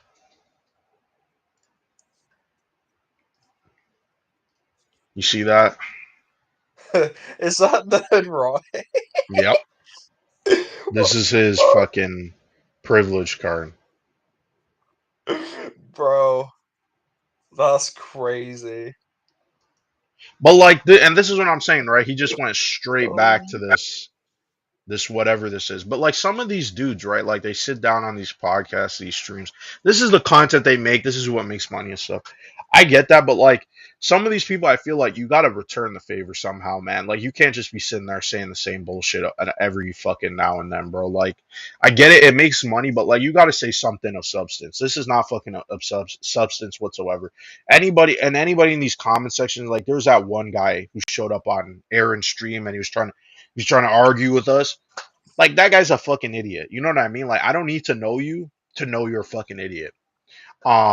Because yeah, he does. yeah. But like some of these dudes, remember the Invisible Man? He came in here and he's like, "Well, aren't you going to roast Nerdrotic?" And then when we told him, "Hey, we're actually trying to dismantle his argument," I don't want to hear that. Of course, because you only have two fucking brain cells that you rub together every now and then. You don't fucking have a functioning brain. You know what I mean? But this is the type of people. This is what I'm saying. This needs to be nipped in the butt somehow. You know what I mean? Like some of these people do need to like stop listening to the slop. You know what I mean? It's literal slop. Yeah. It's not good for you. Like this is junk that literally rots your fucking brain. Like you every time you literally sorry, where is it? Oh, fuck me. Every time you literally consume Chris Gore, like look at Chris Gore. Chris Oh, Gore bro. literally, I'll bring up this video. Chris Gore literally was having a knip shit on stream because his own friends are insinuating he's a PDF for liking a movie. And then you know what happened the next What day? He movie had a was fucking it? heart attack. Uh, uh, what was the movie fucking called? It had Emma Stone. It is a, I'm not gonna lie, kind of a sus movie. Very sus movie. I didn't go AI mode. Get the fuck out of here, Google. AI mode. We're what? It just fucking get the fuck out of here. There we go. Poor Things. This was the movie. Poor Things. Right? Kind of a sus movie. I agree. It's about this. It's like Frankenstein, but they put a little girl's mind in this adult woman's body, and then Okay, she wants to have okay, buddy. tons of sex with people and all this stuff. So it's kind of a little bit of a weird movie for sure. Who comes Um, up with this crap? I have no clue. The director's a bit of a weirdo. But I want to because Chris Gore's not only that, but like Chris Gore sits there, and this is the video that I'll get to. But Chris Gore like literally brings on like what his what's the fucking kid from Indiana Jones? What was his I'm name? not sure.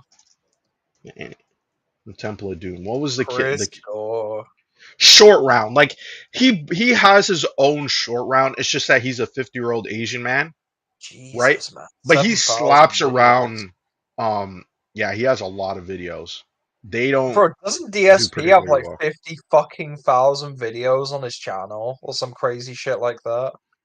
Something like that. But where's his Asian buddy that he just is there to make these weird, here it is, Alan. Alan is his name.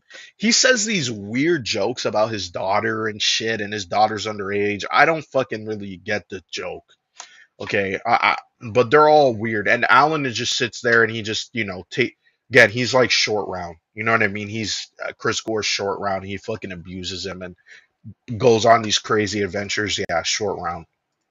That's who Alan is to Chris Gore. But I'm trying to look uh, and find where they were talking about Superman or whatever. and they're like losing their mind. They might have. Okay, here it is. This I don't think Chris Gore was on, Planes. but you see, but I'm trying to find another one. That's a bad stream layout, man. This is StreamYard, so Oh no, not this, man. The video there.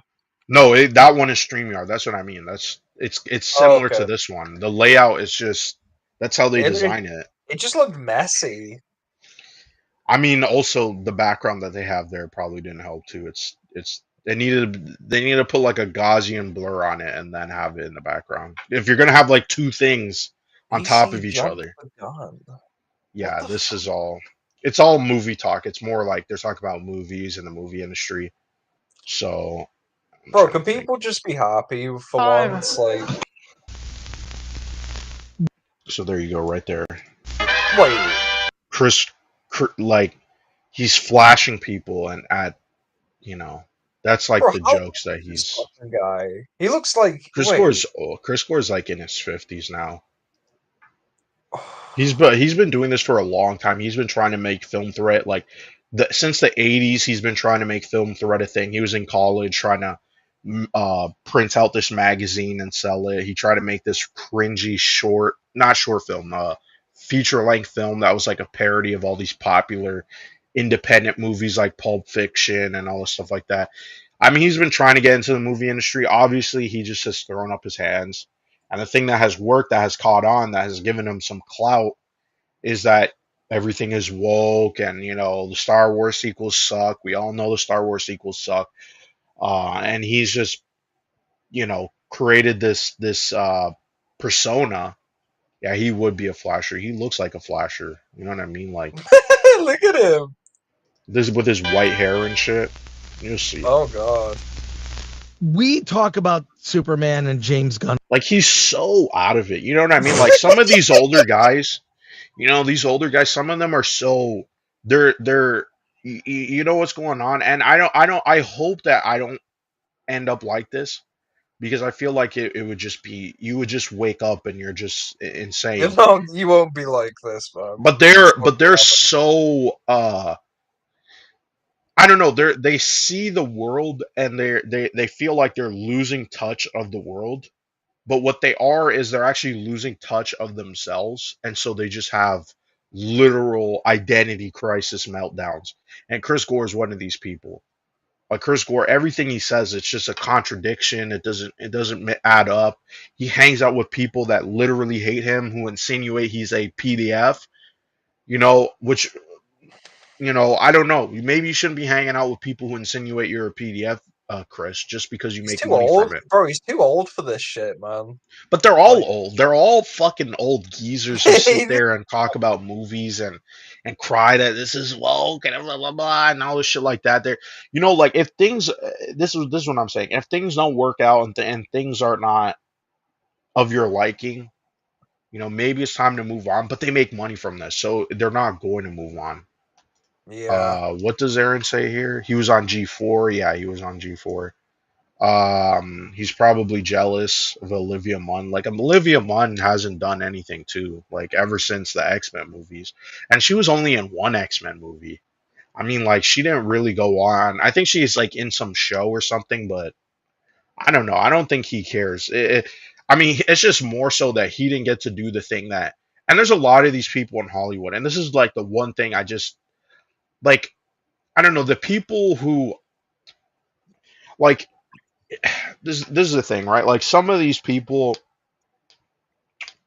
because you know who's like this, Aaron. Aaron will know. Matt Jarbo's like this. Like, these people who they don't make it in Hollywood, but they're like they really want to make it in Hollywood, but they're not actual creative people. No. You know what I mean? Like, these people, like Chris Gore's attempt at something, into filmmaking was a disaster. And instead of being like, I'm going to continue, he took it as like, well, he never made anything else. He never tried to make anything else. And this is why it's like, there's so many of these people who are like, they go into the Hollywood system and then they get messed up. And now they're like bitter and jaded. But they were never creatives to begin with, because if you're a creative person and someone shuts you down, shouldn't you go off and try to do your own thing? You know, like talking about all these movies and stuff, like this is not, it's not creative in quotations. Yeah, Matt Jarbo for sure. Matt Jarbo, and that's the thing. Every time, you know, what Matt doesn't understand is that he has that hang up because he's getting older. He's having probably thinking, I still want to do this stuff. I still want to do my dreams. But it's like everybody has this exact same dream of like making it in Hollywood. And instead of it being like, you know, how can I get close to it? Or how could I do something and still feel fulfilled? You know, they're just so desperate because also it's not even just about, you know, making something creative. It's like to prove other people wrong and shit. You know, Matt Jarbo's career died over false flagging on YouTube. Yeah, pretty much. You notice how after Superman, by the way, well, I know Boss Fighter doesn't know any of this stuff, but like, you guys notice this guy, nobody's talking about Matt Jarbo after Superman. I don't see Matt Jarbo nowhere. No mentions of Matt Jarbo on Twitter. I don't hear it in our chats. I don't hear it anywhere. I don't see anybody talking about Matt Jarbo. Why? Because Matt Jarbo, guess what? He was wrong. He liked fucking Superman and then he moved on. And then now he doesn't have anything to rage bait over. Yeah, you don't need Hollywood. Yeah, more people. But this is the thing, right? These people are not creative people. You know what I mean? Like, there's Fuck no. YouTube. You don't even need YouTube. You don't even listen. You could do this shit on your own. You can make your own movie. You could probably go to a local theater and just screen it there. You could invite some people on. You could entice them with food or something. You could find a way if you really wanted to, right?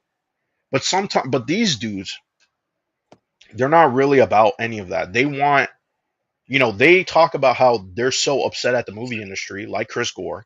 They get mad about, oh, what's going on, and blah, blah, it should be like this, and blah, blah, blah. But like, it's the studio fucking system.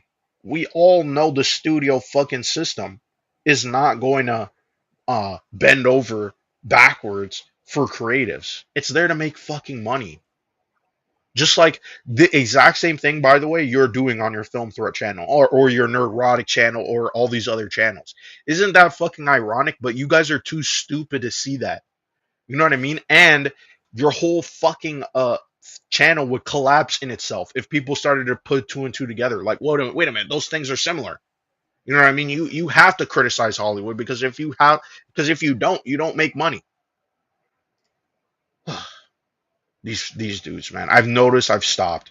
I kind of hate how YouTube devalue video content. I bet there's a ton of less directors due to it. Yeah, I mean some of these people are on TikTok or I wish there was a platform that was just about, you know, sharing narrative movies or there's I forget what it's called.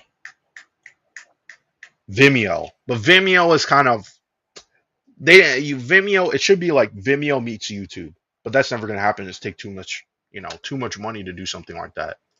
But I mean YouTube is still here. You could still make viral short films. Like it's possible.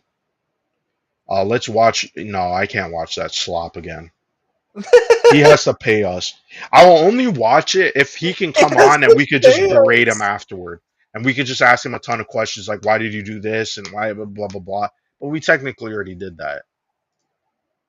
Um, he says, being mad over old shit, meanwhile, Dune, Alien, 4K are eating good. Well, I mean, these dudes, I don't know.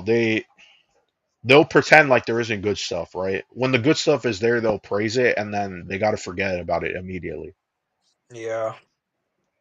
Time to move on to your grifted nerds. Yeah. Yep. Bro, I just have to say, Chris Gore's fucking camera angle there is terrible.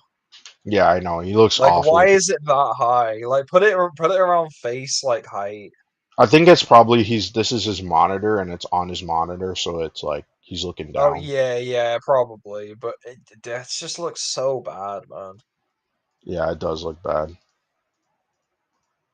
It does look bad. But like these dudes, man, I mean, It's like that's a miserable existence, is it not? Like, this is yeah, it supposed is. to be your life passion, analyzing and dissecting your favorite media, but you're just shitting all over it in every upload. Yeah, well, I mean, he claims it's always been like this. Like, oh, I've been doing this since the 80s. If you've been doing this since the fucking 80s, why didn't you fucking put two and two together? Why didn't you put two and two together and realize that this is an industry that is only built on fucking profit? It's a capitalist fucking system. You know what I mean? It's either you go that way or you do your own thing. If you want to make movies or if you want to be creative, then you could do that. No one is stopping you from doing that. But it's like they want the validation, they want the success, they want the money, they want all this fucking shit. Which is fine if you want that, but like don't pretend like, oh now when the studios come and be like, you can't do this because this won't make us money. Now you're like, what the fuck and blah blah blah. And it's like, bro, like that's what it is. That's what it is. It's never going to change. The only way it will change is if the thing that you want is what is gonna make the studio money. Yeah. And then everybody will just copy that.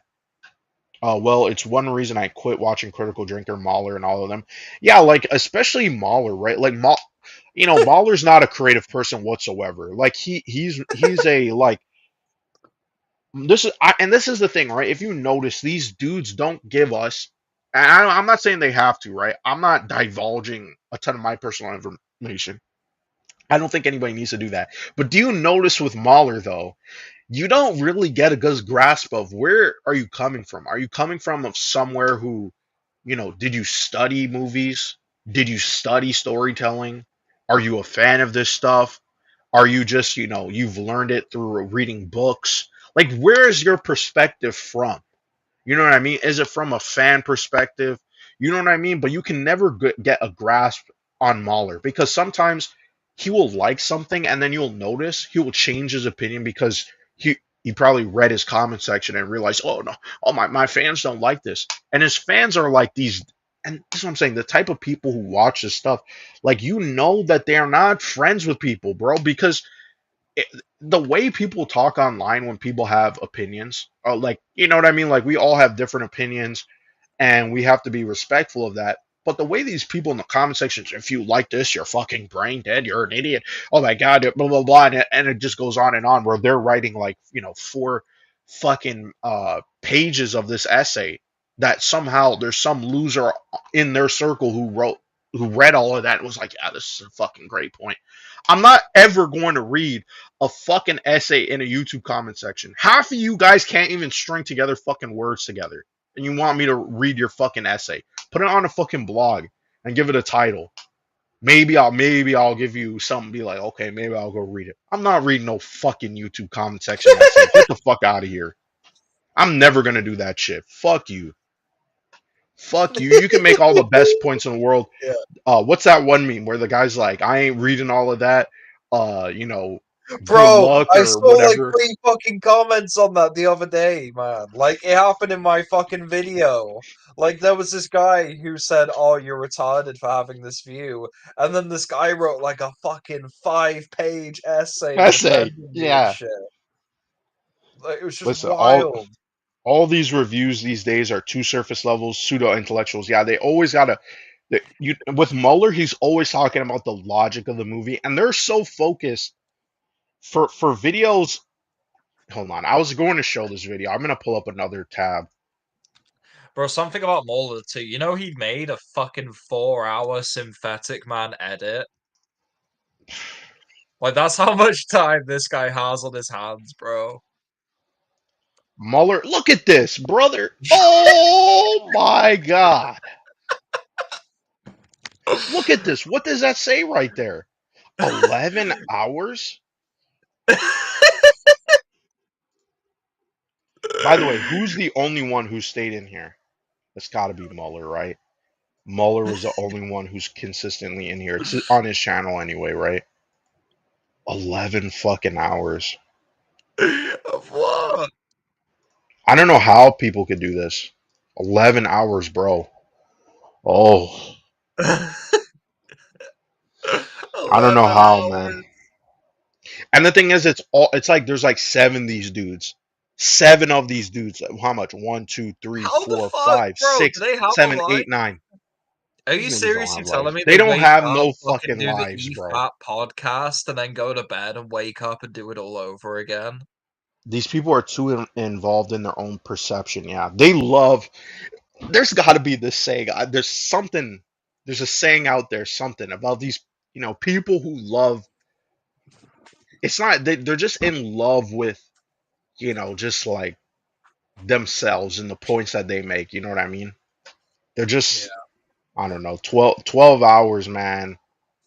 No. It's dude. Like That's insane. when you That's stream for crazy. that long, it starts to get to you, bro. You're like, no, no. No fucking way, man. You start to look in the mirror and question it all. Yeah. There was this one video who made this like one of the best points is like YouTube videos now are like people who don't understand how to be concise. Like you don't need a 11-hour video to make a point. Like they love like it's just self-indulgence at this point. You're just sitting there smelling your farts and they're by the way, in all reality, they're really in a room of Muller's farts and Rags. Rags is also a weirdo. Don't trust that guy. He's a straight up weirdo. He's a two-faced liar. That guy has been around for quite some time, and he's a snake. Some of these dudes are snakes. It's just that they landed where they are, and they kind of are comfortable because they've made a living off of this, right? So now they're not gonna be like jumping around from community to community. But like Rags used to do that. Rags was a big fucking two-faced son of a bitch. I just hate the guy. You could just tell like I really want to see some of these people in real life. You know what I mean? Like to get a perspective because it's like these guys are so slimy. They're so fucking slimy, man. It's like ugh. Anyway, let me go back to the Chris Gore. So I kept saying Chris Gore. I just wanted to show this so you guys could see the context of where I got this from. Yeah. Hold on, share this tab instead. Let's just look at this. And before Chris goes, Let me just a fucking moment for a second. This Crashing is out. just as stupid as Sweet Baby censoring other ideas. We should be able to, in a creative space, explore all sorts of weird shit, and you can see it and judge for yourself. I don't even disagree with what he's saying. He like in all honesty, he's making a lot of sense, but it's just so funny that he's on here and the rest of the people on the panel, except for I think Script Doctor. Script Doctor's another one of these people, and you can't really get a good grasp on him. Same thing with Shadow. Shadow's like this old 70-year-old dude on YouTube losing his fucking mind. I don't know if you guys know who Shadow is, but he's from Toronto too. Ugh. It always embarrasses me when there's like people from this city because this city's already fucked. So then when you got this old geezer, I'll show you guys his channel. You guys seen him before. At least people in the chat. This person is refusing to see it. Thank you for your closed-mindedness. God, it's like insufferable. And fine. Here's the thing I was pissed off and reacting to. Tom hasn't seen the film, and he has an opinion about something he doesn't know anything about. And he's accusing me and throwing little accusations of pedophilia. Fuck. But that's what you get, Chris. That's what you get. Tom is literally a creep, by the way. Zaire Seed. We might have to talk about what's going on in the Crumb side. Zaire J and all those white boys. 70 years of losing his mind. How is he alive? No, I think Chato hasn't been doing YouTube for very long, but you could just tell he's a scumbag. Like, he's not a person people would have gotten along with. You could just tell his personality, the way he's talking. There's something underneath all of that. Like the old geezer who's like, you know what I mean? He's bitter as fuck, and he's like, you know what I mean? Like he still got fucking chips on his fucking shoulder that he's just like, I don't know. He just comes across like someone where you're like slime ball, or you know, someone who lost it recently. I don't know. They fell downstairs. You know what I mean? He fell down a couple of stairs, hit his head, and now all of a sudden he's this bitter old bitch. That's what the way he comes across. Sorry, it's okay. I'm gonna have to get going now, bro. Oh, yeah. It's around time to leave. So all right. Yeah, have a great stream, man. It's been fun. and I'll speak to you later. Yeah, enjoy your trip, man. Awesome, Peace. man. Thank you. I'll let you know how it's going. Take care, man. Yeah, you too. Peace. Yeah, implement a locust run. What was this? Most people like Beetlejuice. I guess we're all pedophiles, though. Why does this keep never? It never like when I go to hide it. It just I don't know. That time it worked. Okay. Okay. And then you just gotta double click. Fuck off. Um. I don't think anyone tried to say that against you. Listen, they're not saying it against him, but they're clearly insinuating. He's clearly right. I mean, why would they bring up? Listen, if I sit here and I say I like something, like let's say I like Pokemon, and then my co-stars or like the super chaps are saying Pokemon is for PDFs, and if you play Pokemon, you're a PDF, and then it just keeps going on and on. That's insinuating. Let's be honest. Like we just said, you just made it clear that I like this thing, and now everybody's accusing me of being this terrible thing because I like a piece of entertainment. They are like don't skip around it. Don't. That's what's going on. You, Look, the creative choices there. go see the fucking movie. Crash. I'm out. gonna watch the movie, Chris. I don't want to. I'm gonna watch the movie, Chris. I don't want I'm to gonna debate watch the people. movie. I don't want By the way, I don't think he did. to debate people who haven't seen a thing. I'm gonna watch the movie. But that's your whole. That's literally what all of you guys do. You judge movies. We all do it. We judge movies before they come out. Chris, and I'm Soon after this podcast, Chris Gore suffered a stroke. And just Brother. You know what I mean? Oh, brother. He had a fucking stroke. He had a stroke. I don't think it was because of all this, but definitely, Chris Gore was on some rant talking about why is everything called protein and it's weird, call things meat and all, and you're like, brother, dude, there's things with protein that don't have meat. That's why people say protein, but now he's all like, that's woke. If you say protein, it's woke. Chris Gore, you're not in a position really to talk about proteins. You know what I mean? Especially if you gotten strokes, bro. Like you having strokes, man. Like, listen, I don't want to make fun of that, but listen, clearly you shouldn't be joking about what's protein and blah blah blah, because clearly you might need to do some refresher on your nutrition. Crashing out over a weird ass movie is definitely questionable. I mean, he was more crashing out for the principle. Like we should be allowed to do whatever we want in a creative space. But then when it's something to do with race bending or gender bending, they all shut that conversation down. But like, weird, yeah, eating protein is woke. This is what they're saying. This is what he said. I'll find that clip. I'll post it in the chat, but that's what he said. Yeah, protein to build muscle is woke. But it's not even that. Like, you get proteins from other things. That's why it was such a strange rant. It was like, clearly you don't know anything about nutrition if you're ranting about why we should be saying meat instead of protein. It's like, dude, there's other shit that you can eat that has protein in it. Like, you haven't looked at a nutrition label? Of course you haven't. Like, brother, holy. Anyway, I don't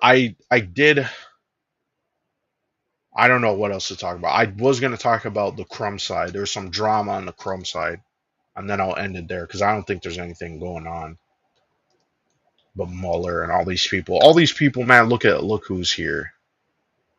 Retard. Sorry. I say that word way too much. If I got monetized, we couldn't ever get monetized because I use it way too often. I don't think there's anything going on here. Okay, let's go to the Crumb side. To a podcast I don't even really listen to this shit anymore. But there was some drama and it was funny as hell. It was funny as hell. And I guess this goes back to what I'm saying. People on the internet, even if you don't know what's going on, you don't need to know what's going on. You just need to know it's about people's egos, and people have, people are bitter, people are upset. You know what I mean? People want to they want to stick a flag and claim their islands. I think we took back retard. Yeah, I'm taking that back. No, but it's just too funny of a word. You know what I mean? Like people were like upset about certain words and stuff like that, and it's like, listen, the word is not appropriate to use whatsoever. But that's why when you use it, it's impactful because it's not appropriate and it could be funny and you could use it as an insult. Like we need to have at least some insults. You know what I mean? Like if everything is not appropriate, I don't know, but that's kind of my weird, controversial. I'm gonna get canceled take. It's like it's a word. It's not appropriate. I'm not thinking it's appropriate. Obviously, that's why I'm using the word because it's an inappropriate, funny word. And I'm not saying it toward anybody who back then would deem like that's the difference, right? It's like I'm using it against people who are clearly functioning people who literally have these hangups or they're actually slow. You know what I mean? Um, Actually, now that I think about it, there was a video that I was watching that was such a good video too, because I feel like one of the other things that people are very that they love, you know, well, I think this is maybe all of us, maybe, right? I think we place a lot of importance on intelligence, right? Which makes sense because if you're intelligent, by all means, you would be successful in life. But some of the things in life in general, being intelligent is almost like a handicap. It almost makes you overthink. It makes you kind of, in a way, retarded. And I know that doesn't make sense, but I'll share this video. But I don't know if would you prefer me talking about that over this some drama you guys probably in half the chat doesn't even know. Like Kwanzaa would have known this, or 56K probably knows what's going on here. But the hell is that fucking timestamp? Where's the fucking timestamp? Oh, let me guess. They didn't put in the timestamp. Oof. I guess these people never been to Scotland, probably. Well, I've never been to Scotland. Uh, in all different contexts, I use cunt. I don't use cunt. Cunt is not as funny as retard. As retard. Retard. Tard. Regarded. It's not as funny. I don't know, but this I can't find the clip. I'm not gonna find the clip, and I don't think anybody in the chat, or not in the chat, in the comment section here is posted it. Ooh, BG talking. No. Well, yeah, BG Broken Games. This guy who runs this channel, this guy right up here, beyond fucking cringe, bro.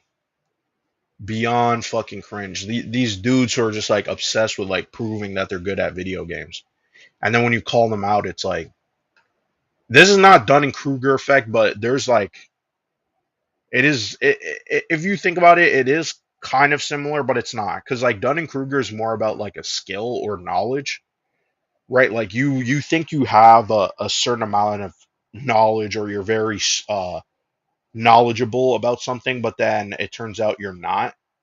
And that's just like with a lot of stuff, right?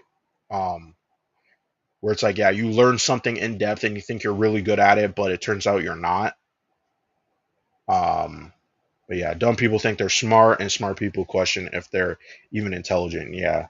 I mean, but this is the thing. I don't even think it's about being dumb. It's because it's really not. It really is that there's a lot of because think about it like this, right? There's a lot of us who've been like constantly reinforced that we're smart. You know what? Maybe this might be a more interesting topic. I forget his fucking name. He wrote a book, but this video was like one of the best fucking videos. It's a very long video, so I'll probably just look at the comment section, but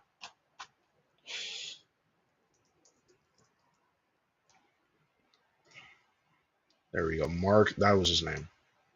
This video, oh, not this exact video, but I like this guy's channel. How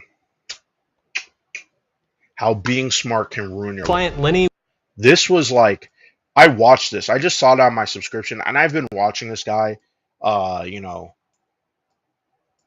and I just saw this, and I was like, this is an interesting title, How Being Smart Can Ruin Your Life, and I clicked on it. Being dumb isn't always the problem. You know, over specialized intelligence. Like, yeah, could sabotage you, and overthinking and perfection. Like there's this like idea, like what says, oh yeah, I use that term, lol. Yeah, I thought it was like an interesting example of like, people focus a lot on being quote unquote smart, but like that's not what's really going to help you in life.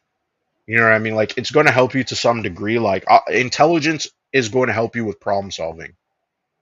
I stopped watching Broken Games HD 10 years ago. The guy's a fraud. The guy's a massive fraud. He's a dude who just talks out of his ass most of the time, and he's always trying to prove him, trying to show people that he's smart.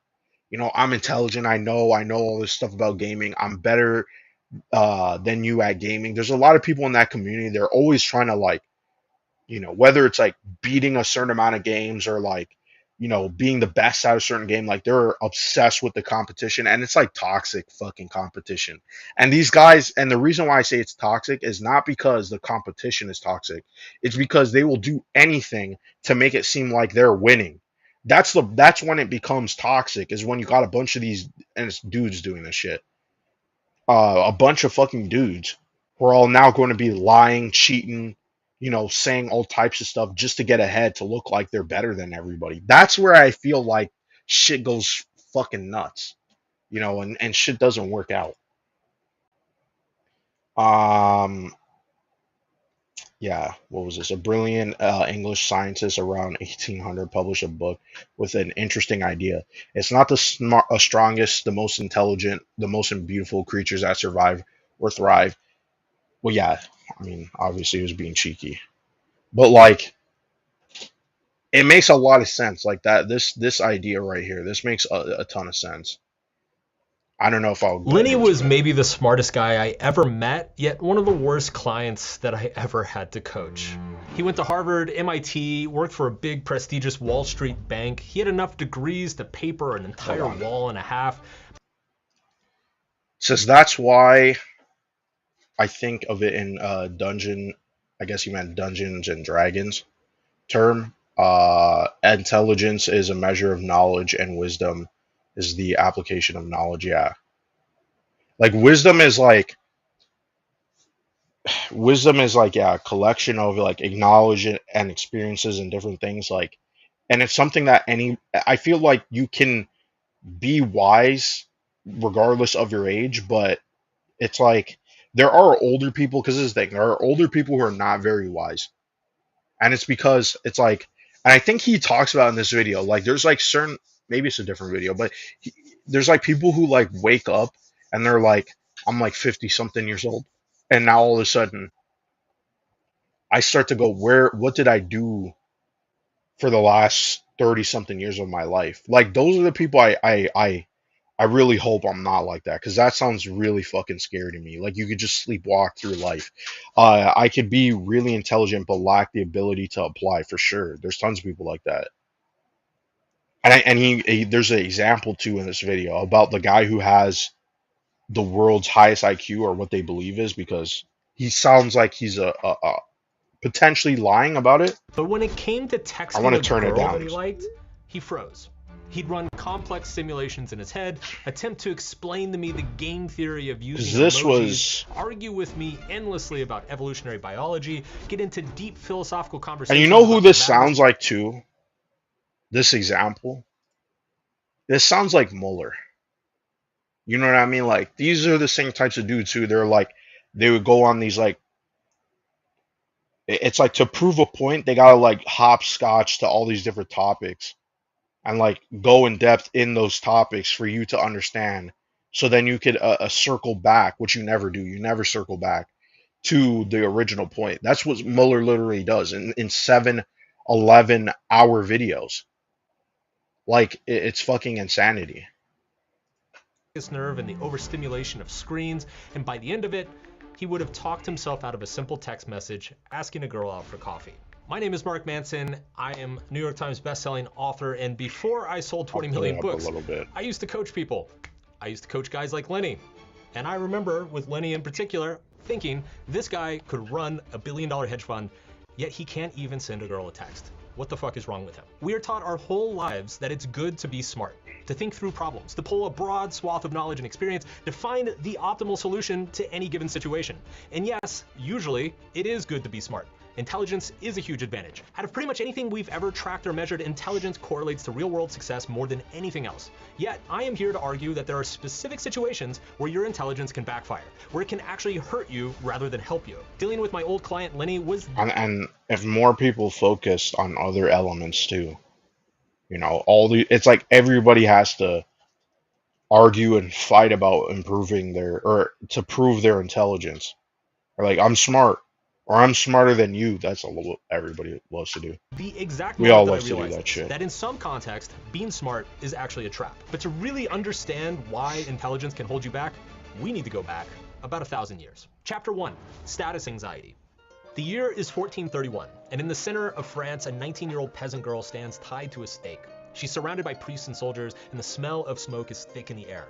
Her name is Joan of Arc, and she's about to be burned alive. Now the reason? She claims that God speaks to her, and that she's been chosen to lead the armies of France and change the fate of the world. And somehow, she actually does. But that doesn't matter, because in the end, the same boldness that actually got her to accomplish her goals is also the same boldness that gets her killed. All because she refused to know what her place was. See, in the medieval era, culture was shaped by a few dominant stories, and one of the most powerful stories was this, that your place in society was divinely assigned. There was nothing you could do to change it. If you were born a peasant, it was because God meant for you to live as a peasant. Same thing for those born as nobles and kings. Now, to resist this in any way wasn't just foolish, it was blasphemous. Because who are you to question the will of an all-knowing, all-good God? But here's the thing, people didn't have a... This is basically Elon Musk accidentally exposing himself, but not knowing shit about computer code a few years ago. Yeah. But I mean, with Elon Musk, I think it's more just like, I think Elon Musk, like, because there's a lot of people like Elon Musk, where it's like, as a kid, they either didn't have a lot of friends, and so they are always trying to seek approval, and they probably don't have like a great relationship with their parents either, because it's like his need to like always seek attention and always try to like prove that he's smart and that he's funny. Like, do you notice it's always elements that no one is really contesting. No one is really debating on whether, like Elon Musk is good at a certain game or he knows these things, but he is so insecure because he doesn't know those things. And so he almost has to like prove that he does in order to get our attention, our like love and like oh my God, I love Elon Musk. That's why he's such a fraud. He's such a weaselly little fraud, because like the people who are like this, like we were never friends with these people because they're so hooked up on their insecurities. You know what I mean? Like they're so obsessed with what they don't have. And the thing is, Elon Musk, by all metrics, like this guy is successful. Why do you have to prove to other people that you're smart? You're like, it's okay that you're not smart. You're the world's richest man, and you are allegedly, designing electric cars and building spaceships, and like, shouldn't you care about that? But no, he doesn't. He's obsessed with trying to prove, oh, standing up on stage with Dave Chappelle. Oh my God, listen, guys, I'm gonna start doing stand up, and you suck. You suck. We wouldn't want to even hear you make a single joke. So yeah, I think it's funny as hell. problem with this system, even the peasants, because the story didn't just justify their poverty, it gave it a He moral kind of weight, goes meaning that no in. one saw being poor as a failure. It was actually This is just kind like of to a set relief. up You were a poor. point, It wasn't your fault that you were poor. It was just God's will, and you had a role to play. about people's You had free a role to will. play in being a peasant and tilling the fields and sleeping in shit and fucking your dog. It's just part of the plan. Now, naturally, the royals had no problem with this story either, because Right. it kept them on top, so no complaints. That is, until one day, one man broke this entire script, and that man's name was Napoleon. Born into a struggling Napoleon. Corsican family on a remote island, Napoleon Bonaparte rose from obscurity to become a military prodigy, a political mastermind, and eventually the Emperor of France. From there, He'd be more relatable if he acknowledged his areas he lacked in knowledge. Yeah, but notice like he will never do that because the way that he's already set himself up, like he set himself up as like, I'm so good at all these things, and that's why I am intelligent, And that's why I am the world's richest man, is because I can do all these things. But we all know, or the people who understand that it's not possible, right? And instead of having a little bit of humility and saying, "Hey, no, guys, you know, I, there is some degree, like there is some degree of getting there." You know what I mean? It wasn't just my dad is extremely wealthy from this emerald mine, and then all of a sudden I'm now running Tesla. No, I obviously he scammed the dudes who worked at Tesla to get in that position. But it's like he still had to get there. He still had to go through these hoops, right? But no, they don't want to have a story that is like just a normal story. You know what I mean? It's not like an underdog story. Like you're clearly not an underdog, but they always want to seem like they're an underdog because for a lot of people that's an attractive story because that's what they want to be. They want to be the underdog who succeeds. We all have that dream, that idea.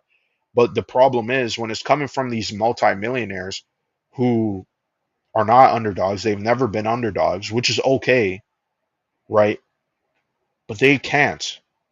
That's the problem. They can't really fathom that idea. They just want to keep going on and make it seem like, they were like butt naked in the dirt and they crawled their way through and years and years of doing that they got to the top. No, they didn't fucking do that.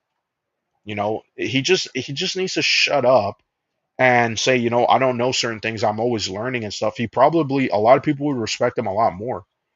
But now we're in such a weird fucking state where if he did say shit like that, the people, his fanboys would probably turn on him. They would all be like, "That's He overthrew a bullshit." monarchy, rewrote legal codes, conquered most of Europe, and redrew the map of the modern world. But perhaps his most lasting legacy actually wasn't military. It was psychological. No. Because Napoleon didn't just fight kings. He challenged the entire story that your destiny was inherited, and the idea that bloodlines determined your competence. He destroyed the fixed mindset of the past and introduced a growth mindset into history. This started because when scouting for generals and soldiers, Napoleon didn't want to be limited to choosing from the noble class, and he soon discovered that some of his best leaders were actually from humble backgrounds. So once he took Right. control of Europe, he did something radical.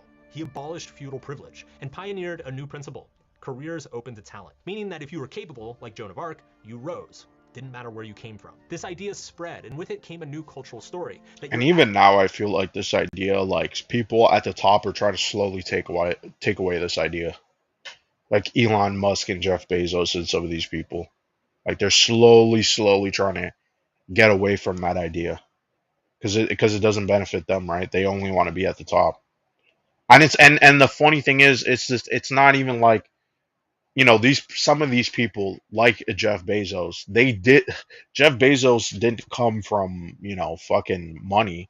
He was obviously a middle class kid, but it's like still, I just think it's funny that we're in this weird fucking position where now the people who allegedly believe in this idea of free will or like trying to build up and climb the ladder, those are the people who are now trying to push the ladder down. It's all ego. Aptitude reflects your worth. Now, on the surface, this shift sounds very empowering. It meant that the poor weren't doomed to live in shit and squalor, and likewise, the rich weren't inherently divine. They could lose it just as easily as they won it. But there was a subtle psychological cost to this story, something that it would take Right. centuries for us to really grapple with, and we're still fighting to understand. About See, freedom if and you now stuff. had control over your fate, that meant that if you were poor and failed, it was your fault. And similarly, if you were rich and successful, it also suggested that it was your doing. And in this new way of Right. thinking, poverty wasn't just bad luck. It was a character flaw, a reflection of laziness and a lack of willpower. Or to put it another way, by being broke, you didn't just lose, you became a loser. This introduced something new into the psychological experience of the population. It really is more like 50-50. That's scary. It is scary. It's scary that the people at the top want to dismantle the thing that got them to the top.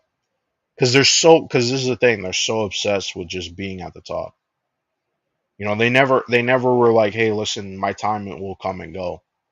If people accepted that they have a time, they have a limit, and they go on and they can still live an okay, comfortable life. I mean, if Elon Musk was just to drop off the face of the earth today, like not die, but I mean like just decide I'm gonna retire, like he would live a fucking extremely comfortable life. But that's not what these dudes are trying to succeed at. They want their names all over the history book. They don't want one section. They've already probably gotten a section. You know what I mean? But they they want the whole fucking book to say that they did every fucking thing on planet Earth. And you're like, that's fucking impossible. Something that the philosopher Alain de Botton calls status anxiety.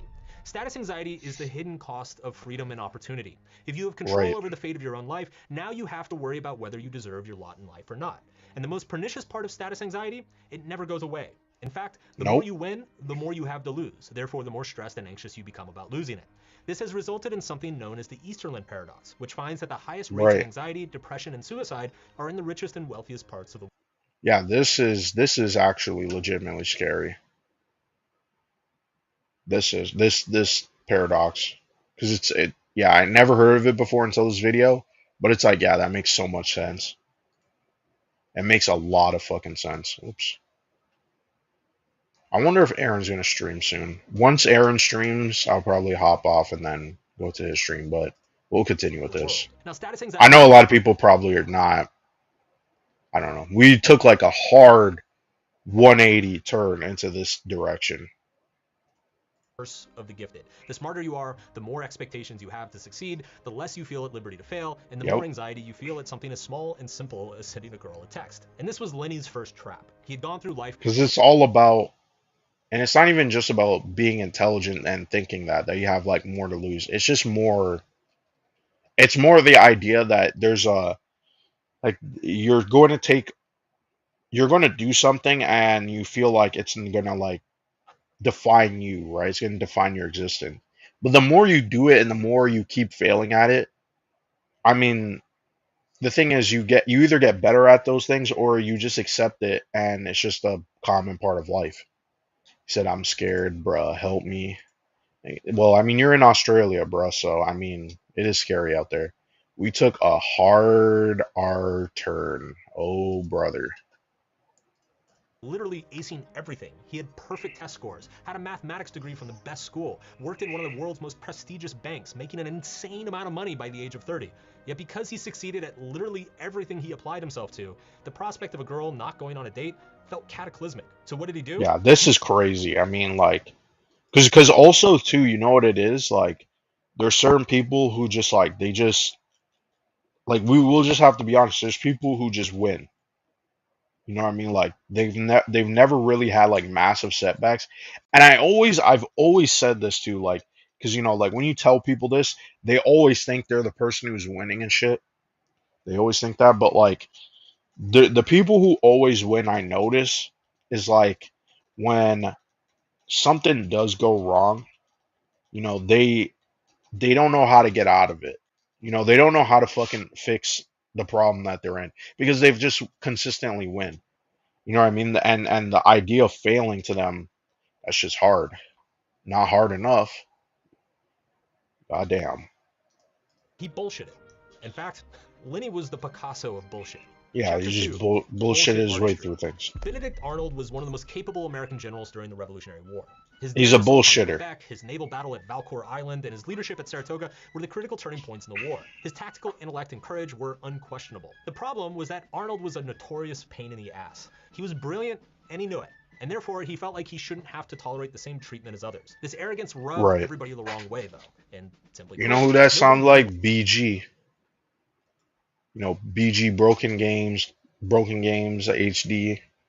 You know, just arrogant as hell. These people have no humility whatsoever. As a result, Arnold was passed over for promotions, questioned by his superiors, and investigated for corruption. In 1780, Benedict Arnold switched sides to help the British during the Revolutionary War. To this day, his name is synonymous with the word traitor. Americans reserve the term a Benedict Arnold for the most horrible examples of disloyalty and deceit. But Arnold believed that he was justified. In fact, he wrote multiple public letters trying to justify his decision to the American public. He argued that the American Revolution was ill-advised and was unnecessarily bankrupting the colonies and killing thousands of innocent civilians, both of which were true. He argued that he was in a unique position to negotiate peace between the British Empire and the colonies, something that was also kind of true. He argued that the early American government was corrupt and full of profiteering assholes, also something that was kind of true. The hastening surrender, he said, was the only moral and just thing to do. And man, Arnold was actually kind of convincing. I mean, all these arguments held merit at the time, or at least when you heard him argue it, they did. After all, Arnold was brilliant. But he was also a bullshit artist. every intelligent person is. And this is one of the traps. See, the smarter you are, the better you are at rationalizing excuses for whatever you want to do. The better you are able to... Yeah, you can't. I mean, bro, it's probably like this with me too. I'm not gonna lie. Based on things that people have said to me, I'm like, yeah, this makes sense. And try to get out of it too, where it's like there's really no point in debating. You know what I mean? There's no point in debating because it's like there's like look at someone like for instance, look at if people know in the chat, Destiny. Like Destiny is a person. I don't know why people debate him unless you just want attention or lulls or whatever. Because he's a person that regardless of whatever you're debating, there's no conceding or there's no like, I'm gonna fold or no, like these people are want to just prove their point. You know what I mean? And when you start to realize that, yeah, you do stuff like that, yeah, it's gonna bother people in situations when you talk with them. But so it's like, yeah, you do kind of have to realize and take a step back and be like, yeah, not everything is this a debate to win or a debate to prove your point. Sometimes you having a conversation and you realize maybe what my friend or this other person is telling me, maybe that is actually true and my position is actually wrong.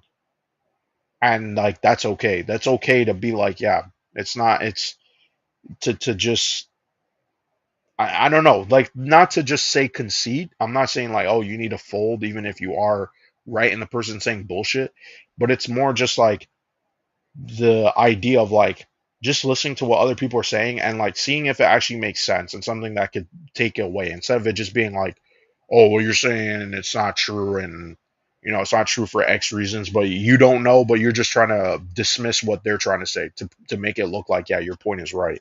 I don't know if that makes sense, but yeah. Sound moral, the better I'm sure we've all been in a situation like that. The better you're able to make something trifling seem significant and something significant seem trifling. And this, I realized at the time, was Lenny's problem. He was a bullshit artist. He was so smart, he could argue and debate his way out of anything. Didn't want to text a girl for coffee. Next thing I know, I'm in. Yeah, there's always some excuse. Psychology. Didn't want to approach a girl in a bar. Now we're in a 20-minute discussion about status signals. And that's the problem with these fucking YouTubers like Mueller. Whoops. And that's simply because their brains can. Mueller, right? Like Mueller has this like these people just go on and on and on. And if you like something, like that's almost like a challenge for them. If you're in their chat or if you're in their stream, like if you genuinely like something, they would always try to find a way to like disprove or like show, hey, that's stupid. This is why you shouldn't believe it. It's dumb to believe this. And that's what it always is. It's always just this and that's why it's fucking long bullshit from them YouTube professor. I'm just sitting here just saying bullshit in a way, if that makes fucking sense. The irony of it. But just saying, because I feel like some of the stuff I was listening, I'm like, it's so true. Like, it's so true, but yet it's like, no one will have a conversation about this. I've never had a conversation about, how being smart is like a handicap and it can fucking, it's like essentially shooting yourself in the foot. It's like you become so aware, but also not self-aware enough. It's not like a perfect balance. Ninjutsu themselves into believing whatever they want to believe. And hell, if you're not careful, they'll get you to believe it too. Right. And this is the tragedy of the most brilliant minds in the world. Con men are great bullshitters for that same reason. The IQ trap. Chapter 3, the IQ trap. Fast forward to 1994. The IQ trap. Book hits the shelves. The Bell Curve. Its central This book is still controversial. I think a lot of it was bullshit, but anyway. Component. The implication that some people are just born smart and others are not. Cue global outrage. Cue death threats. In fact, to this day, 30 years later, the author continues to receive death threats over publishing this book. Now, what's important here isn't whether the book is true or not. That's actually kind of irrelevant to the point I want to make. But what is important is to notice the world's response to it. The backlash wasn't just about science. It was about morality. Because in today's meritocracy, intelligence isn't a skill. It's a moral currency. It's a currency. It's a stand-in for one's social value. This is why no one flinches when you say sprinting speed is heritable or... Right, because this is the thing. Everybody wants to seem like they're smart too. That's also another thing. I don't think he makes that point. But like, if you're perceived as not being smart, then you are perceived as not being successful or at life in general. So it's like this does make sense. Like, It's an interesting point because that's not why people are outraged by that book or what they think. They think it's about eugenics and it's a racist concept and yada. But I think there is some there might be some weird things to the guy's claim in the book itself. Like it's not 100% true what he's saying. Musical talent is heritable. Or even if it is true, it's been used and co-opted by, racist groups to now say other groups are not smart enough and yada yada yada. Because they obviously are. But suggest the same thing about intelligence, well, now you're threatening someone's value and self-worth and potential in the world, so now you need to shut the fuck up. Because if we believe that intelligence leads to value, then being born with less of it sounds like, well... Yeah, you're done. But here's the thing. When intelligence becomes the metric for measuring your value, it doesn't just change how others see you, it shapes how you see yourself. You run the risk of seeing yourself as superior, more worthy, or more accomplished. Well, yeah, and then these people, these same people who are taught this, they get this fucking moral superiority complex. You notice people like that? There's this one guy, I ain't gonna say his name. Obviously, someone in the chat here knows what I'm talking about. Only one person here knows. Okay. There's this guy in high school. This guy had the biggest superiority complex I've ever seen. Like this guy thought everybody was stupid. You know what I mean? He couldn't go around without telling you how smart he was. And the guy was a midget, bro. I'm sorry. I'm just gonna say the most vile things because I hated this guy. Guy was a midget. He looked like a fucking goblin. Okay. And if he ever somehow, which he won't, right? But if he ever did find his way and stumbled upon and heard my words, you are an idiot. You're a literal breathing a fucking idiot. Mouth breathing idiot. Because it's like you were so obsessed with yourself and so obsessed with thinking you had it all. You had nothing, bro. And people made fun of you, and that's why it was funny to make fun of him. And some people didn't understand that. Like some people were like, "Oh, you're picking on him." No, we're not picking on someone who literally has. By the way, actually, no, I take that back. We are picking on someone who has a superiority complex. If you're a giant asshole, you deserve to be made fun of. So then maybe you could take a step down. You know what I mean? Like knock you off your peg, so you could get off and realize, oh yeah, maybe I'm not the world's greatest gift. You know what I mean? I'm like everybody else. Like I hate fucking people like that. Haven't Jesus. done a fucking thing. And in fact, you see this play out with many so-called geniuses. Take, for example, the literal So-called smartest person in the geniuses. world at the moment. Allegedly smartest person. A man Yeah, who this loves guy. life. In the early 2000s, Chris was dubbed the This smartest is man. hilarious. His IQ? Somewhere between 190 and 210. He was self-taught for most You would think this guy, bro, he has literal. You have an IQ of almost 200. You should be a fucking genius. You should be quote unquote Elon Musk, right? That's what everybody thinks. If you don't know the story, this shit is literally hilarious, and this is like a prime example of like someone who's like puts way too much importance on their intelligence. of his life. He could speak Latin by age 4. He was solving quantum physics equations by the age of 14. The headlines basically wrote themselves. And I do wonder those things might be questionable Einstein's based on what a hidden happens. genius. So naturally, you would expect a red carpet rollout for any life that he wanted. Tech visionary, Nobel laureate, billionaire founder. Also, none of that. Also, too, like you could be insanely smart. That's not what's really going to get you to the top.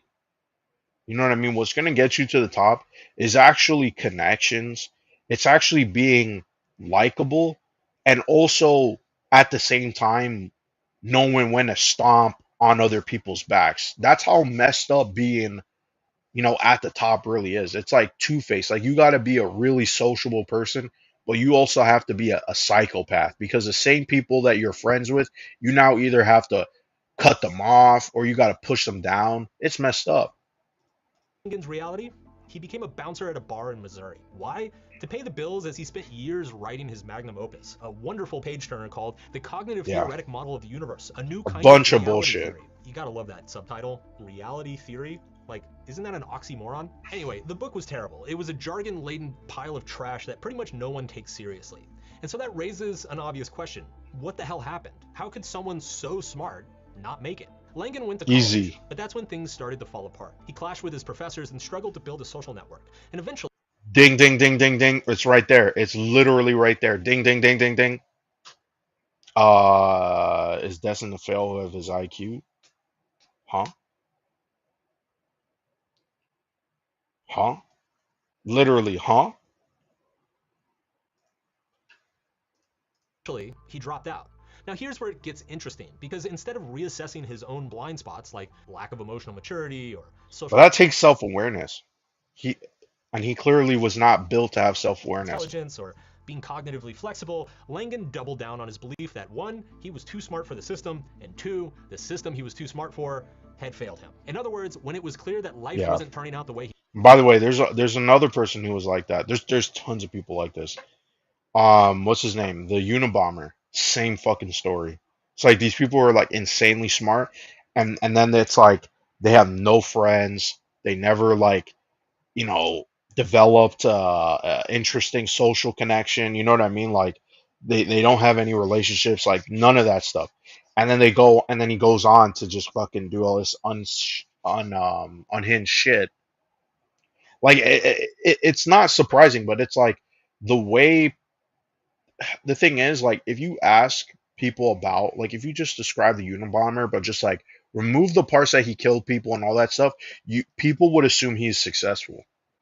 Like that, it's just an assumption. Like it's just that's the first assumption that comes to their head is that well, he's successful. If he's like some fucking prodigy kid who's able to get into university by the time he was 15, he must be a successful person, right? He must be. But that's the part that it like doesn't like people will never get over that assumption that it's possible that some of these people are just totally fucked. They're just fucked. It doesn't matter about their intelligence or whatever. Like none of that really actually matter, and that's the one thing some people don't understand. Like that's not the secret of life is not being smart and working hard. No, bro, it's not. thought it would, he couldn't admit that something else, anything else, might have been missing. Langan had fallen Yeah, into the IQ trap, the false belief that if he's smarter than everybody else, then he must be failing because of everybody else, and right. not because of himself. It's not even an IQ trap. This is not even an IQ trap. It's a more of like you are so egotistical. You're so focused on yourself and the fact that and by the way, it's reaffirming. It's funny as fuck because it's like in order for him to even think like that, people have to tell him that he is that, right? They have to tell him he's smart, and reinforce it. It's like, oh shit, I'm getting ahead, right?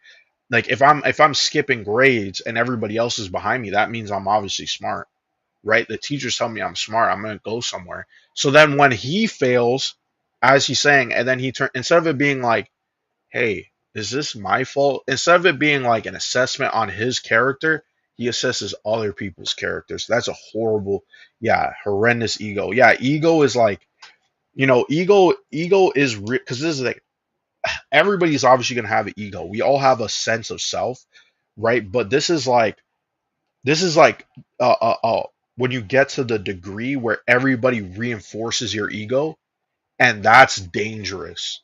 That's like a problem society needs to get over, and it happens with tons of people. I've never heard of that levels of ego-ness. Well, you know who's another person like that? Kanye West. Kanye West is a person who was constantly reinforced of your creative genius, this and that. He started now conflating, I'm a creative genius. That means I could probably be a political genius.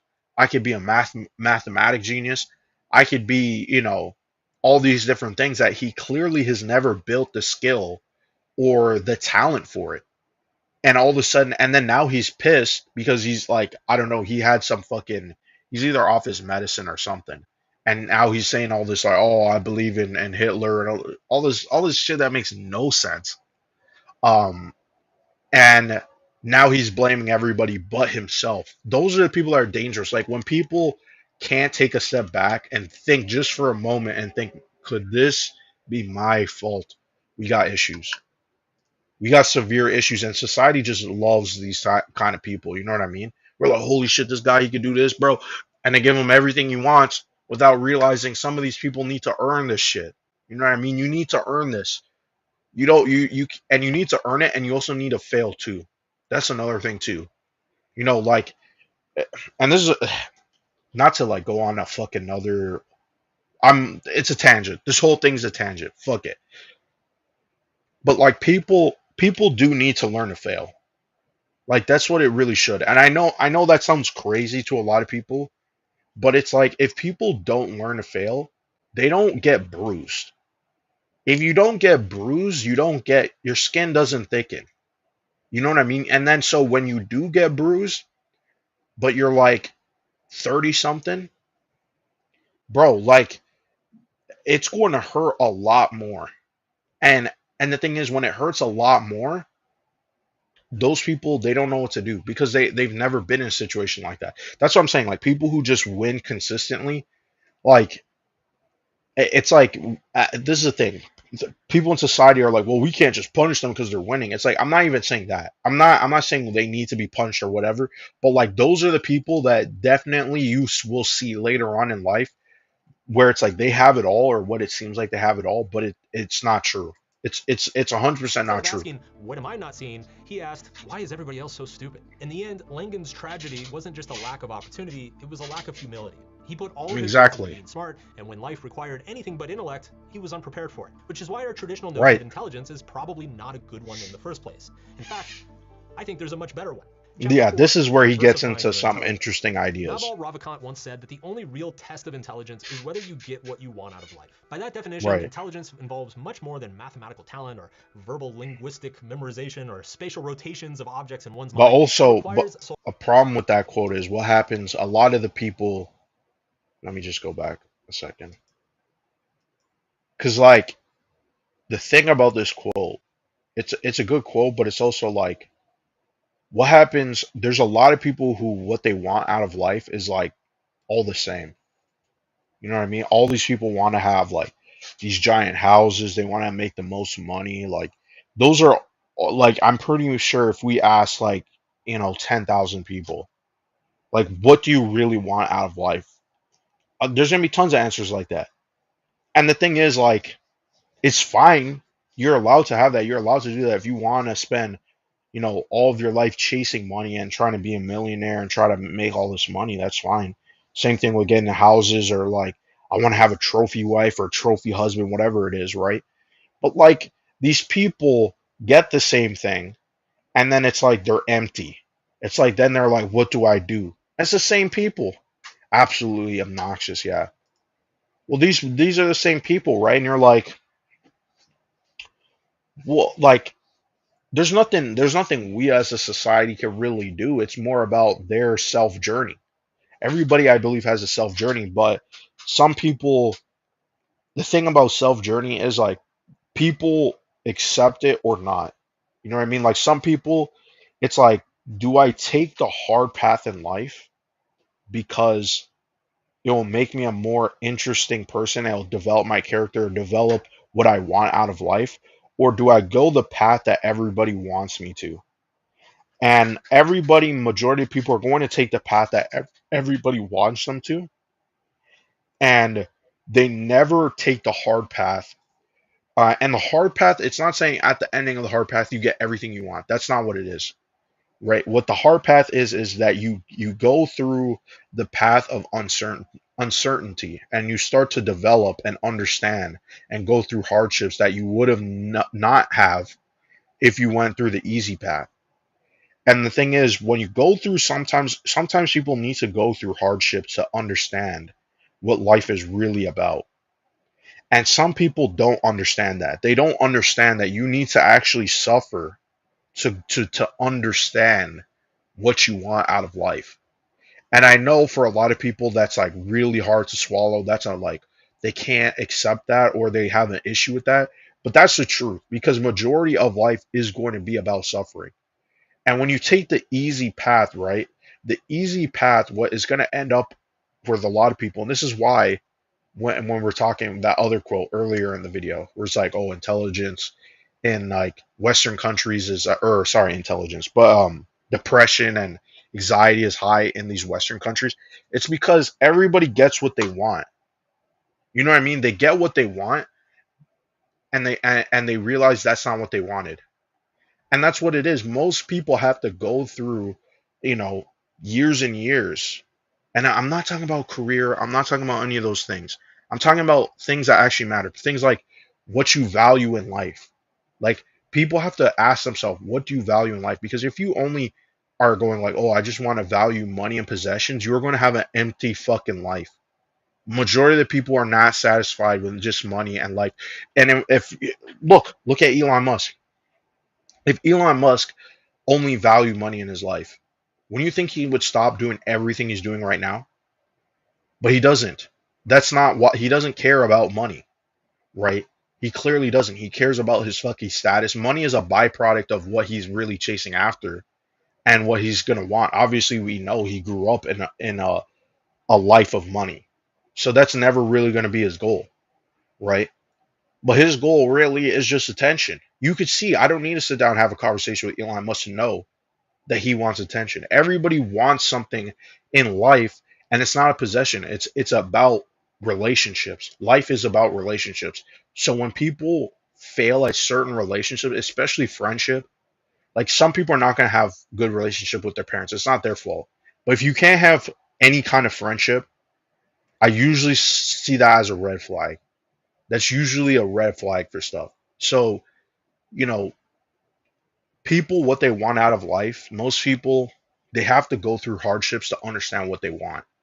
When you see the bad, when you see the ugly, you start to think about what you really want.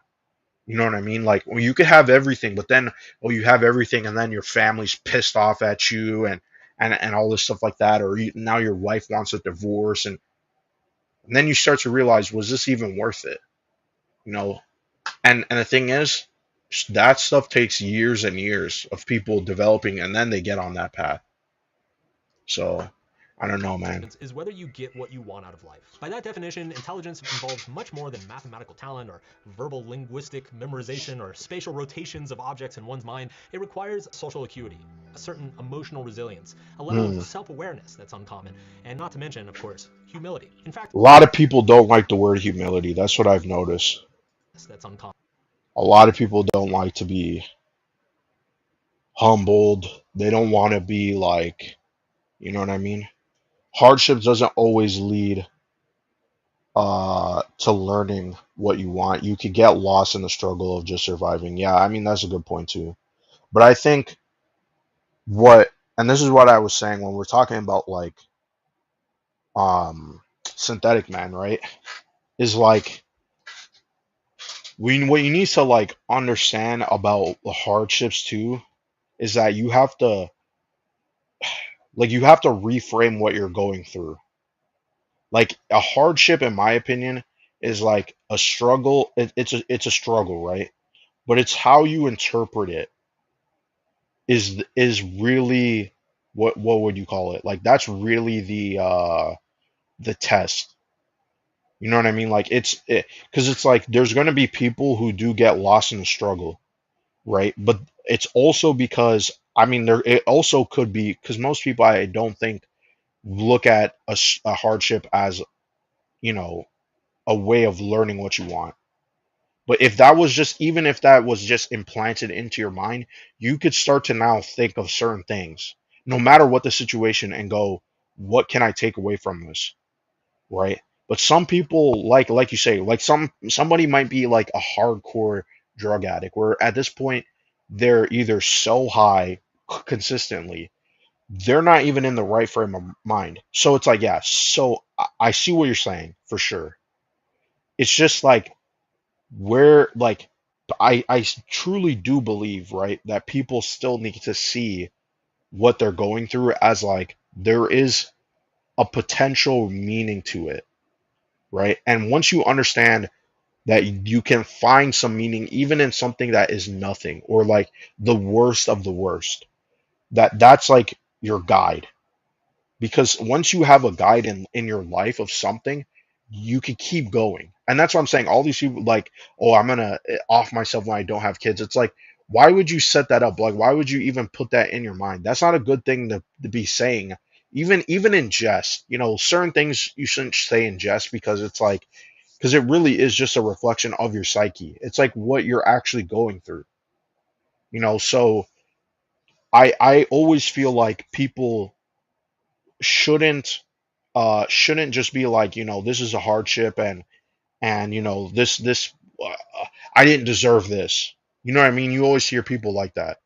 that I didn't deserve this or whatever. You definitely don't deserve it, but you need to understand what it could do for you and try to reframe it. Try to see it as something that it's not, which makes no sense, but I'm telling you, it does make sense once you see it that way. It is a bit of being brave. It is a bit like being brave isn't not like being fearful. It is how you challenge your fear. Yeah. Like you kind of have to, you know, you have to challenge your perception. That's what I would say. And that's like if I had to sum it up, you have to challenge your perspective. You should always challenge your perspective, especially when you hit a crossroads or you hit something again like a hardship, because that I feel like is the test, right? And life is full of hardships. We all go through different hardships.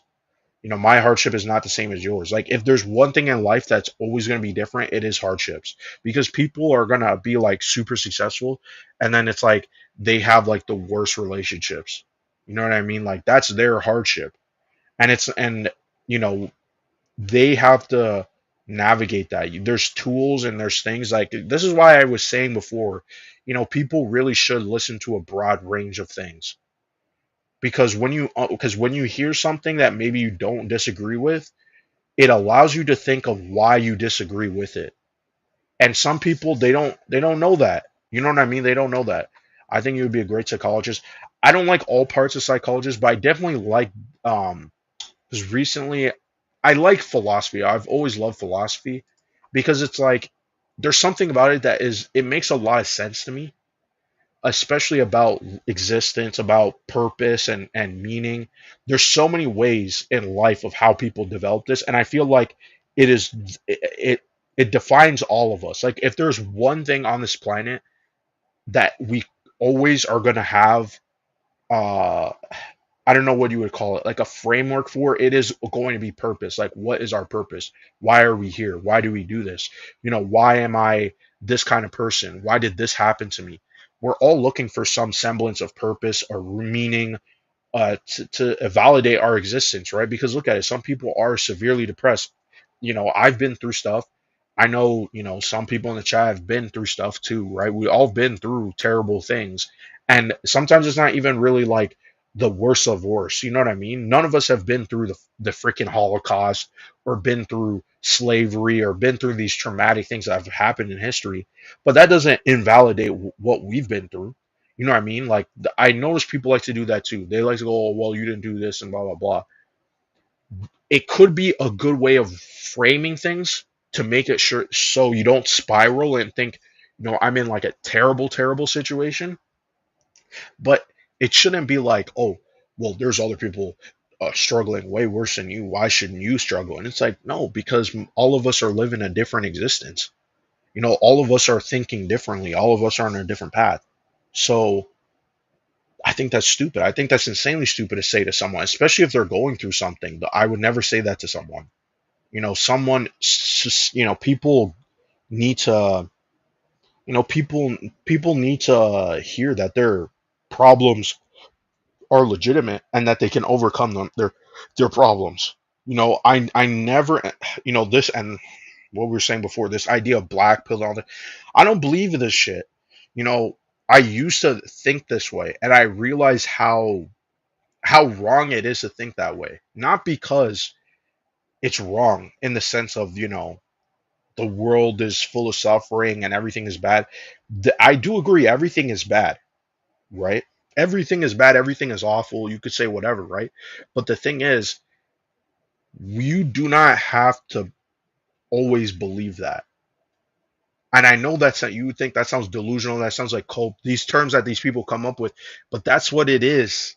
That's what they're not understanding, is that the world is a dark place. And in order for it to not be a dark place, is you choose not to dwell in the darkness. And so once people understand that you could choose mentally without even doing anything, that you could do something to make things brighter and make things better in the world that is everything is dark and awful, your life and your perspective on things will change a lot. Because now you're like, fuck, I could be homeless, but I know, hey, there's going to be something for me, right? Obviously, I don't think people should, that's a whole different topic about being homeless or people who are, you know, drug addicts or whatever it is, right? Like I said, everybody has their own struggle. Everybody's going to go through something different, and people should be there to help other people. That's what I always believe. Other people are there to help you, and you can't do it alone. It's impossible to do it alone. So don't never think that you could do this alone, because it's not true. But anyway, I just love this video because it was such a like an interesting look at intelligence and how people see themselves as being smart and successful and all these different things. He needs to get a PhD and publish a book on dreams or something. Nah.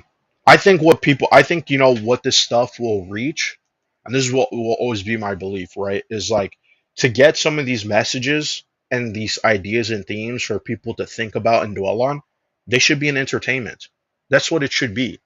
That's why I was saying, video games don't have this type of interesting storytelling or these themes and ideas, because the same people who are playing it who are now depressed, they need to hear a video like this, or they need to hear what went on in history, because it will teach you something and it will make you think about, oh shit, this makes a lot of sense, or this is something different. This is a perspective I didn't hear before. People don't fucking do that, right?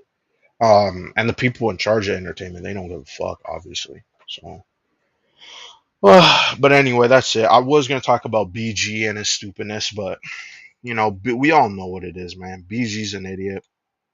BG loves,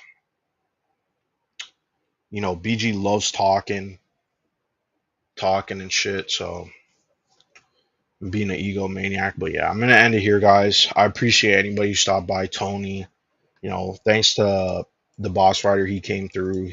We were talking for a bit. Red 56K, Bob, I know you're here. I appreciate you, Bob. If you want to come on, Bob, you can always come on, Bob. You're always free to come on. Because I'm sure we'll have some good conversations too, like we always did. Quanzium always comes on. I appreciate guys. Yeah, so I don't know when I'll stream. You'll see randomly. So